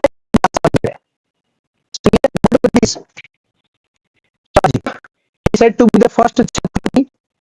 ठीक है, शिवाजी एक वाइफ का नाम है साईबाई और एक वाइफ का नाम है सोयराबाई। ठीक है, अब ऐसा है ये जो पहली बीवी है इनसे उनको बच्चा है जिसका नाम है शांबाजी। हाँ फिर, और शांबाजी की जो वाइफ है उनका नाम है येशुबाई। ठीक है, ऐसे ही उनकी दूसरी वाइफ है उनका नाम है सोयराबाई, और सोयराबाई से उनको एक बेटा है जिसका नाम है राजा राम, और इसी राजा राम की पत्नी है ताराबाई। ठीक है, ये राजा राम और ताराबाई जो कपल है इनका बेटा उसका नाम है शिवाजी 2, और शांबाजी और येशुबाई का जो बेटा है उसका नाम है शाहू। ठीक है, अब अभी क्योंकि हम 1707 में है, स्टोरी 1707 में है, शिवाजी की तहे दिल से हमेशा इच्छा थी कि उनका दिल्ली पर राज होना चाहिए। बराबर है, मुगल के अगेंस्ट का उनका एक टसल चलता रहा। उनका जब स्वर्गवास हुआ तो क्योंकि वो फर्स्ट छत्रपति थे तो सेकंड भी कोई बनेगा, तो सेकंड छत्रपति बने शांबाजी, जो एक्चुअली में पहली बीवी के बच्चे के थ्रू है। तो स्वाभाविक सी बात है जो दूसरी वाइफ है उनका भी बेटा राजा राम है तो वो भी बन सकता है। Out of respect Sambhaji became the second Chhatrapati. अभी शांबाजी की भी पूरी जिंदगी एक ही इच्छा रही कि पिताजी को दिल्ली लेने की इच्छा थी तो हम दिल्ली ले। शांबाजी के वक्त दिल्ली में राज औरंगजेब किया करता था, उनका भी एक टसल है। भाई मैं 1707 के बाद पढ़ा रहा हूं तो मैं ये नहीं पढ़ा सकता। तो शांबाजी का भी एक टसल है औरंगजेब के साथ। ऐसा है, औरंगजेब ने शांबाजी को 1689 में शांबाजी का स्वर्गवास हो गया था। औरंगजेब ने उनका खेल खत्म। अब क्योंकि शांबाजी का स्वर्गवास हुआ तो पहली बार मराठा में डिसेंडेंसी को लेकर चर्चा होने लगी कि भाई कौन बनेगा। तो स्वाभाविक सी बात है, बोर्ड पे दिख भी रहा होगा कि या तो शांबाजी का बेटा बने या फिर एक और बेटा जिंदा है दूसरी बीवी से तो वो बने। पर ये कभी बात ही नहीं हुई थी कि मराठाओं में कि कभी लीनियज होना चाहिए कि नहीं। Out of respect Raja Ram third Chhatrapati बने। फिर जब राजा राम का स्वर्गवास हो गया तो यह चर्चा हुई कि अब कौन बनेगा। काबिलियत का इशू आया, लीनियज का इशू आया, तो ताराबाई जो है वो कह रही थी कि मेरा बेटा शिवाजी 2 ही छत्रपति बनना चाहिए। लोगों से जब बात चर्चा हुई तो लोगों को यह समझ आ रहा था कि शाहू ज्यादा काबिल है। तो ठीक है, शिवाजी 2 के फादर एक छत्रपति हैं, पर ऐसा नहीं है कि शाहू के फादर छत्रपति नहीं है। तो शाहू भी तो बन ही सकता है ना।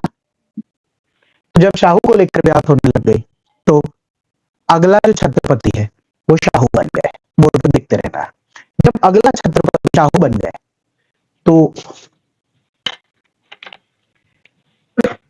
ताराबाई जो है वो शाहू की क्या है? चाची।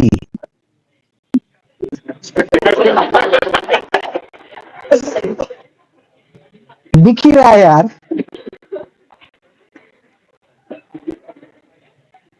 रिश्ते समझेंगे ही नहीं तो निभाएंगे कब?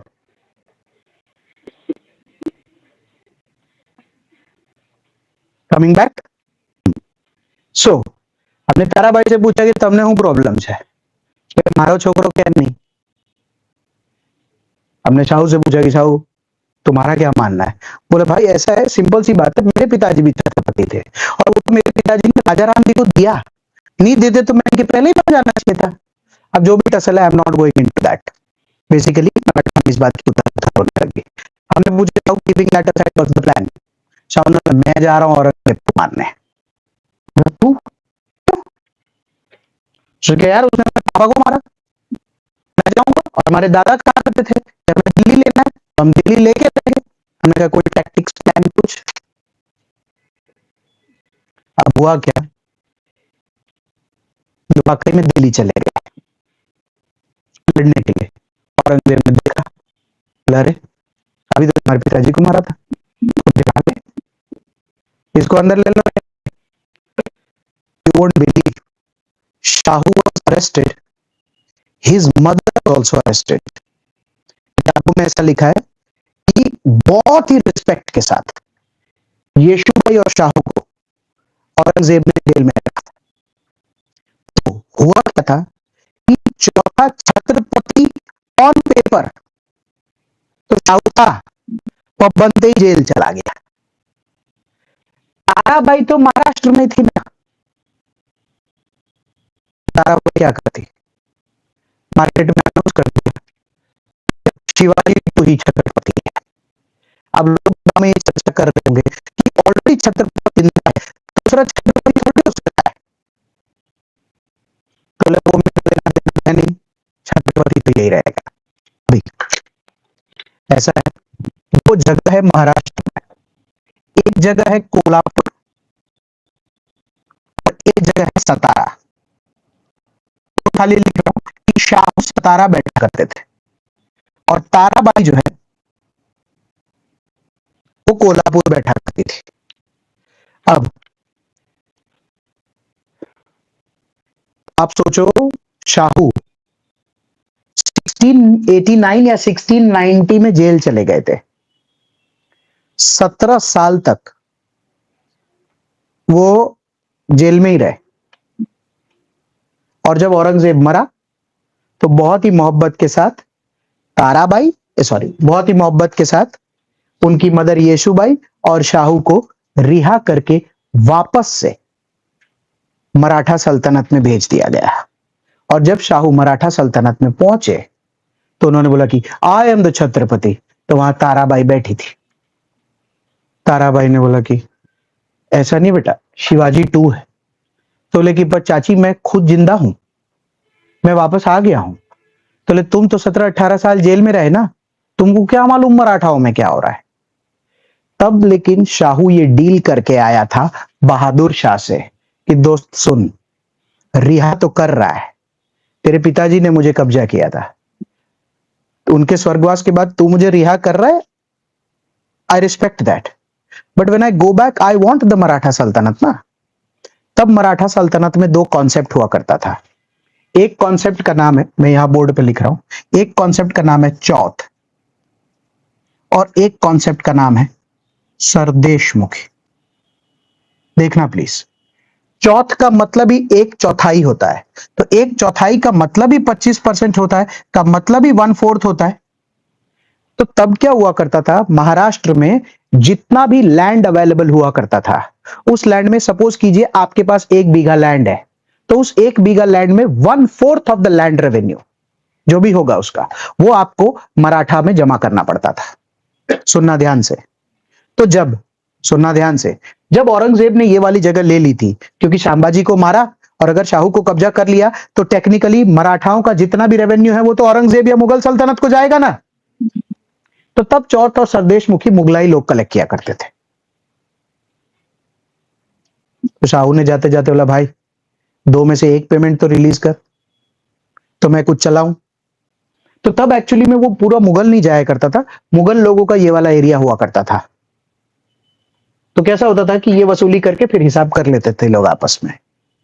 तो फिर मराठाओं ने बोला कि थोड़ा रिलीज कराओ ना, तो हम कुछ कर सके। अब ये 25% है, और सरदेशमुखी जो है ना, दैट इज 10% ऑफ 25%। मतलब सर कि अगर टोटल 100 रुपए का रेवेन्यू है तो चौथ 25 रुपए हुआ, 10% ऑफ 25 रुपए 2.5 रुपए, फिर तो ये 2 पैसा कलेक्ट होता था। तब आउट ऑफ रिस्पेक्ट समझ लो या जो भी समझ लो, बहादुर शाह ने शाहू को बोला कि ठीक है, आप हमारी तरफ से सरदेशमुखी कलेक्ट करके रख सकते हो।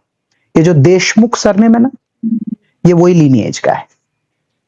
सरदेश का मतलब होता है सारा देश या द लैंड, एंड मुखी इज फ्रॉम द वर्ड मुखिया। सो सरदेशमुखी इज बेसिकली वो मुखिया जो वो कलेक्ट किया करेगा। सो दैट्स हाउ पहली बार जब ये लैंड, हाँ अच्छा इसमें तो बाकी बात रह गई। जब ये वहां पहुंचा तो इसने बोला सरदेशमुखी मैं कलेक्ट करूंगा, मेरे को मुगल ने बोल दिया है ऐसा है वैसा है। तो ताराबाई ने बोला एवं कहीं नहीं, अबे हूं रानी छू, मैं हमारा छोकरो। सिविल वॉर जैसी सिचुएशन आ गई। शाहू तो मेरे हिसाब से मन में यही सोच रहा होगा मैं क्यों आया। 19-20 साल तक, 18 साल तक मैं ये सोच रहा था कि अब मैं फिर जाऊंगा ना तो फिर मस्त रहूंगा। तो किताब इस बारे में चर्चा करता है that there was a very high level of tussle between Tarabai and Shahu, and basically between Kolhapur and Satara. 1712 तक तो मैटर ही नहीं निपटा, ये निपट गया। तो शाहू तो खुद ही पूरे टाइम यही बोलता रहा कि पर भाई हमको खुद बोला है उसने, अब वही निपट गया, तब कैसे निपटेगा मैटर। और ताराबाई तो क्लियरली एक ही बात बोल रही थी कि मेरे को उससे कोई लेना देना नहीं, कलेक्शन भी मैं ही करूंगी, एरिया भी मेरा है। पता क्या हुआ था शाहू के साथ, उसको मराठा सल्तनत छत्रपति होने के बाद जीतने के लिए अपने ही मराठा सल्तनत के लोगों से लड़ने का काम करना पड़ा था। तब एक बंदा तैयार होकर खड़ा मिलेगा, थोड़े दिन बाद बात करेंगे, जिसको हम लोग बोलते हैं पेशवाई। उस बंदे का नाम है मतलब विश्वनाथ।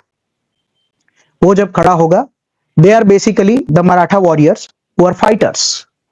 उनको बोलो कि पैसा लेगा, लड़ने का है, इसको हटाने का है, अपने को बिठाने का है। तब वो पहली बार एक मराठा वो अपना हेडक्वार्टर पुणे बनाएगा, और वो शाहू को बोलेगा शाहू भाई तुम्हें बेसो आराम थी सतारा पर, जे काम हो इन मन के जो वो दुजो ही लवा।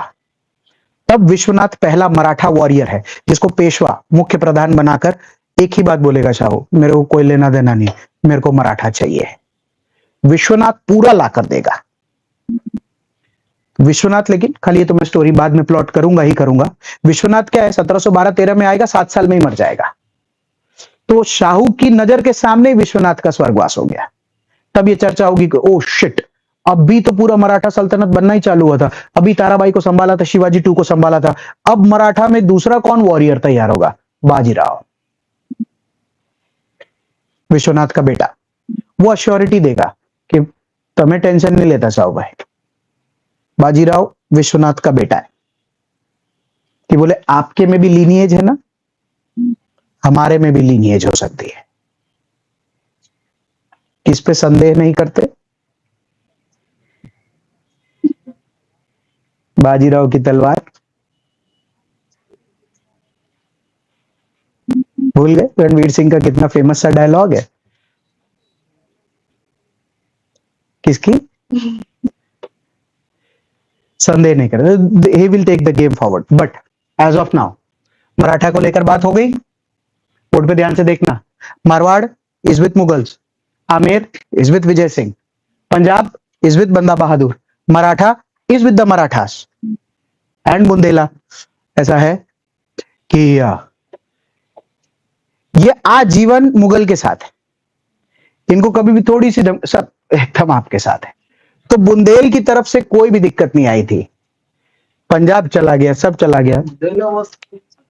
हाँ, छत्रसाल ये रहा, इधर बैठेंगे ना, तो इनकी कोई स्टोरी नहीं है, क्या पढ़ाऊं बताओ।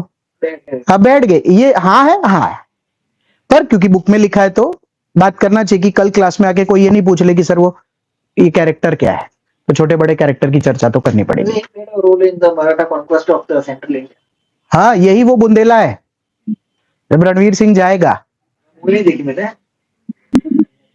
तो मस्तानी वही मिलेगी ना, और उनकी बेटी थी ना, मस्तानी वही मिलेगी, वो तो शादीशुदा है, तलवार दे दी तो दे दी। कॉन्क्यूबन की बेटी, क्या? कॉन्क्यूबन की बेटी। हाँ, मैं खाली ये कह रहा हूं, वो मैं बाद में वो बात कर लेंगे, ऑफ स्टोरी क्यों जाना है, इतने सारे कैरेक्टर है, धीरे धीरे करेंगे। सो बेसिकली बुंदेलस की कोई स्टोरी नहीं है, मराठा की वजह से महाराष्ट्र गया, ये गया इधर और इधर, और 1712 में बेसिकली 5 साल बाद बहादुर शाह भी मर गया। ये बहादुर शाह की स्टोरी है सर। अब बहादुर शाह के बाद हम पहुंचते हैं जहांदर शाह। जहांदर शाह को लेकर अच्छा 2-3 चीजें और बहादुर शाह के वक्त सर, और मुगल्स में क्या सीन चल रहा था उस वक्त।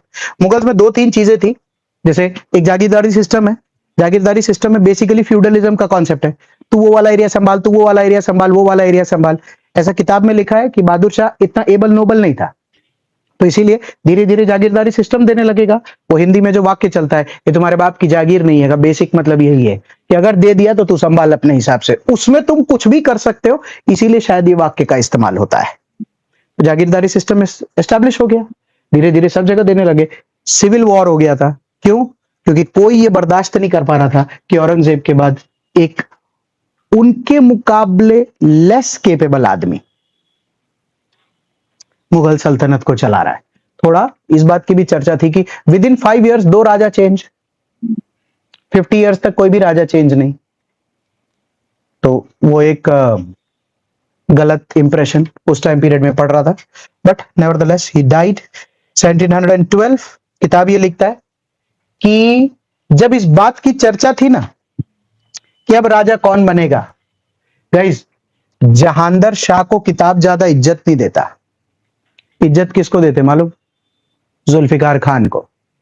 ऐसा है, किताब ये कहता है कि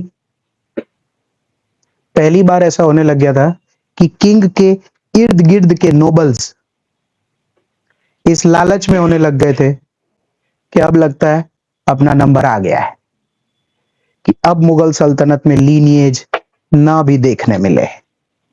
तो ना मैं खुद बोर्ड पे लिख रहा हूं, 1712 में जहांदर शाह आया और 1713 में तो मर भी गया। 1 साल, तो 1 साल के टाइम पीरियड में, लेकिन मुझे फिर भी कुछ चीजें पढ़ानी है। जहांदर शाह को लेकर जो जुल्फिकार खान का काम था वो अच्छा था, पर जहांदर शाह को लेकर बोलते हैं he was a weak guy, mannerless, didn't know what to do what not to do, वो वाला गेम था। अब क्या पढ़ाओगे सर? यार वही पढ़ाना पड़ेगा ना, इस बंदे ने जिन जिन के साथ जो जो किया वो पढ़ा देता हूं, सही है? ओके सुनो, हमने जहांदर शाह से पूछा क्या करोगे दोस्त, बोर्ड पे देखना पड़ेगा, थोड़ा बोर्ड पे देखना पड़ेगा। हमने कहा क्या करोगे दोस्त, उसने बोला सर सबसे पहले तो मुझे खुद ही जय सिंह से थोड़ा डर लगता है, व्हाट्स द प्लान? उसने बोला मैं, बोर्ड पे देखना, मैं जय सिंह को तो वापस लाऊंगा ही, और मैं ना सर ध्यान से देखना, मैं जय सिंह को मेरी तरफ से मालवा भी दूंगा। तो मैंने कहा कि आमेर वापस लौट आ रहा है और मालवा दे रहा है? बोले बिल्कुल दे रहा हूं, और जब मैं उसको मालवा दूंगा ना सर, तो मैं उसको गवर्नर ऑफ मालवा बनाऊंगा, और मालवा का उसको एक टाइटल भी दूंगा, मिर्जा राजा सवाई। आप जब जयपुर विजिट करेंगे तो आपको बहुत सारी जगहों पर, जैसे आज जयपुर के क्रिकेट स्टेडियम का क्या नाम है? सवाई मान सिंह स्टेडियम. तो Sawai is basically a title. That title was given by Jahandar Shah to Jai Singh when he was made the governor of Malwa. तो अचानक से अगर मैं जयपुर में हूं तो जय सिंह के लिए बड़ा जगह हो गया ना अब. सही है. ओके. फिर हमने इससे पूछा कि अच्छा ठीक है, तुमने मारवाड़ वाले का क्या करना है? ही रीइंस्टेटेड अजीत सिंह. बोला अजीत भाई सुनो, मेरे पापा को ऐसा होगा कि उनको तुम्हारा एरिया चाहिए, मेरे को तुम्हारा नहीं चाहिए, तुम रखो. तो मैंने पूछा भी ये दोनों प्रोसेस के बाद कि जहांदर भाई, अगर तुम अजीत भाई को वापस लाओगे तो मुगल एरिया वापस छोटा हो जाएगा. तो मैं सिर्फ वापस नहीं ला रहा हूं, मैं तो इसको गुजरात भी दे रहा हूं. तो हम क्या देखते हैं पता है? जोधपुर से अगर आप गुजरात वाला रीजन देखें तो कंपैरेटिवली पास पड़ेगा ना उदयपुर से. तो इसीलिए मारवाड़ वाले के पास मारवाड़ भी है और उसके पास गुजरात भी है. और सेम केस में जो जयपुर वाला है उसके पास जयपुर भी है और उसके पास मालवा भी है. तो हमने उससे पूछा कि कोई टाइटल वाइटल नहीं दे रहे हो क्या? तो बोले कि उनको गवर्नर ऑफ गुजरात बना के उनको जो टाइटल है वो महाराजा का है.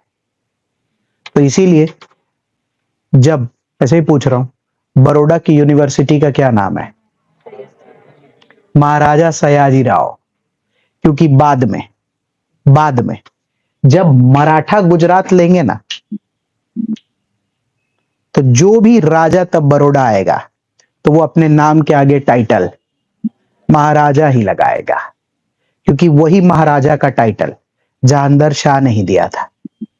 तो इसीलिए अजीत सिंह के पास गवर्नर ऑफ मालवा है और जय सिंह के पास गवर्नर ऑफ मालवा है और अजीत सिंह के पास गवर्नर ऑफ गुजरात है. तो मैंने जहांदर शाह को बोला भाई एरिया छोटा हो गया है. तो उसने बोला मेरे को क्या करने का है, जो चल रहा है चल रहा है. अब अगर जस्ट आस्किंग, आप में से कोई अगर शाहू होता तो जहांदर शाह को फोन करके क्या बात करते हैं?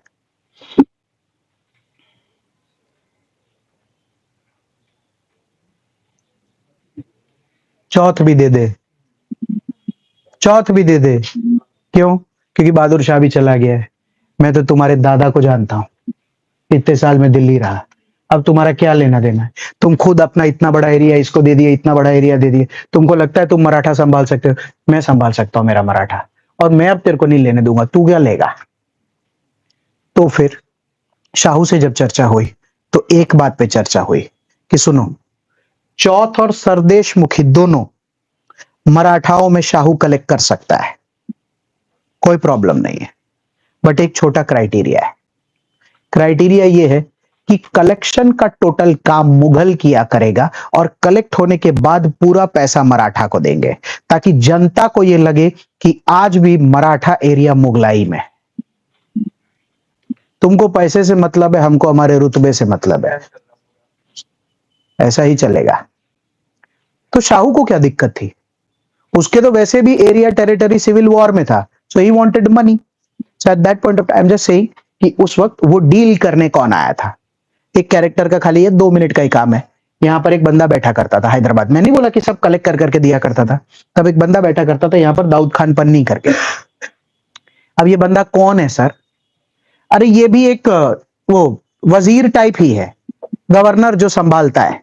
तो कैसा है कि ये जितनी बात मैं जहांदर शाह करके कर रहा हूं, तो तुमको लगता है जहांदर शाह कर रहा है? जुल्फिकार खान कर रहा है ना.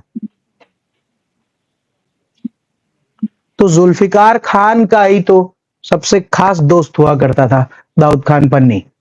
तो उसने बोला कि पन्नी तू जाके बात कर ले एक बार शाहू से. तो पन्नी आया था रिप्रेजेंट करने के लिए मुगलाई को. तो फिर डील हुई. डील में बोला कि पूरा पैसा चौथ और सरदेश मुखी मराठा को मिलेगा, कलेक्ट लेकिन मुगल करेगा. तो उन्होंने बोला हमको इससे कोई दिक्कत नहीं है, जो होगा चलेगा अपने को. तो इसीलिए जहांदर शाह और जुल्फिकार खान के टाइम पीरियड में एक हुआ जय सिंह का, एक हुआ अजीत सिंह का, एक हुआ था मराठा का. सिख को लेकर तो अब कोई चर्चा ही नहीं है, क्योंकि एक साल में जहांगीर शाह क्या ही करेगा, बहादुर शाह खुद अपना काफी काम कर चुका है। छतरसाल बुंदेला और चूरामल जाट। अच्छा, इधर एक और कैरेक्टर इंट्रोड्यूस करना पड़ेगा, जाट्स। छतरसाल बुंदेलास एंड जाट्स, ये दोनों मराठाओं के दोस्त है, मुगल्स के दोस्त रहेंगे, तो इनके साथ तो कोई स्टोरी नहीं है। मतलब हम तो एग्जाम में ऑप्शन में भी नहीं पूछते, इजी ऑप्शन हो जाता, बच्चे टिक मार देते हैं। सो वो वाला काम किया गया, बट दो तीन जगहों पर जो तारीफ में लिखा है वो जुल्फिकार खान का अच्छा लिखा है। पहला, एक प्रॉब्लम आने लगी थी मनसबदारी सिस्टम में। क्या लगता है कैसी प्रॉब्लम होगी?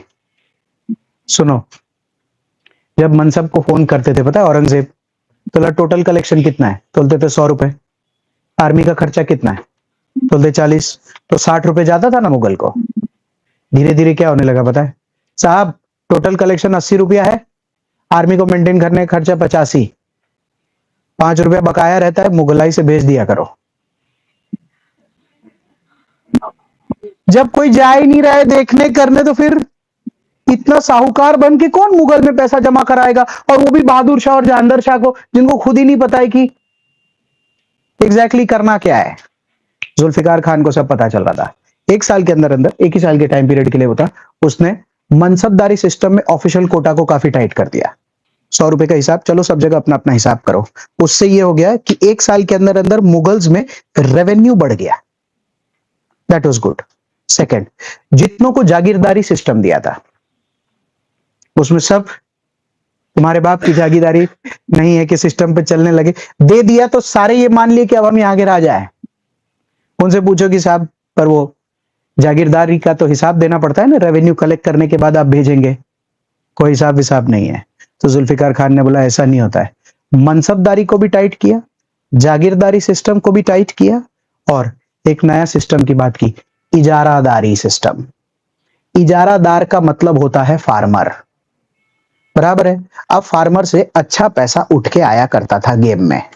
उस गेम में जैसे, सुनो, मैं जुल्फिकार खान और ये इतने सारे लोग जो बैठे, ये सब इजारादार है, फार्मर, बराबर है। इससे पहले जब मुगल में लोग आया करते थे तो क्या बोलते थे? हाँ मैडम, 50 रुपए, 20 रुपए, 30 रुपए, 40 रुपए करते करते जैसे कलेक्शन होता था, सब क्या बोलते? आज घर में शादी है ना, वो तो फसल ही डूब गई, अब मैं क्या चेक करने जाऊं? तो अगर मेरा प्लान होता था कि 1000 रुपए कलेक्ट हो जाए, तो लास्ट में पता चलता था 400 रुपए कलेक्ट हुए। Revenue loss. हमने क्या किया? उस इजारादारी सिस्टम में एक बीच में एक मिडिल मैन खड़ा किया, और उस मिडिल मैन को क्या पूछा? देख ले कितना ला के देगा। तो उसने बोला साहब हमारी तरफ से 600 रुपए फाइनल। मगजमारी खत्म ना। अब वो तुमको देखेगा, और लोकल है, जैसे लाएगा। इन 3 सिस्टम से एक साल के लिए कम से कम मुगल के रेवेन्यू में ग्रोथ आया। गुड मनसबदारी, गुड जागीरदारी, गुड इजारादारी के सिस्टम से। Are you with me? Fair. And ultimately जो भी मिडिलमैन को बीच में से देना हो वो दे सकता है। एक साल में ये पूरा प्रोसेस जहांगीर शाह का भी खत्म हो गया। और इसके बाद गेम में एक निहायती शराबी आदमी फारूक सियार आया। किताब ये कहता है कि जैसे 2 बंदे थे, सैयद बंदू, पर इनका स्टोरी थोड़ा लंबा जाएगा, इनका स्टोरी लंबा जाएगा।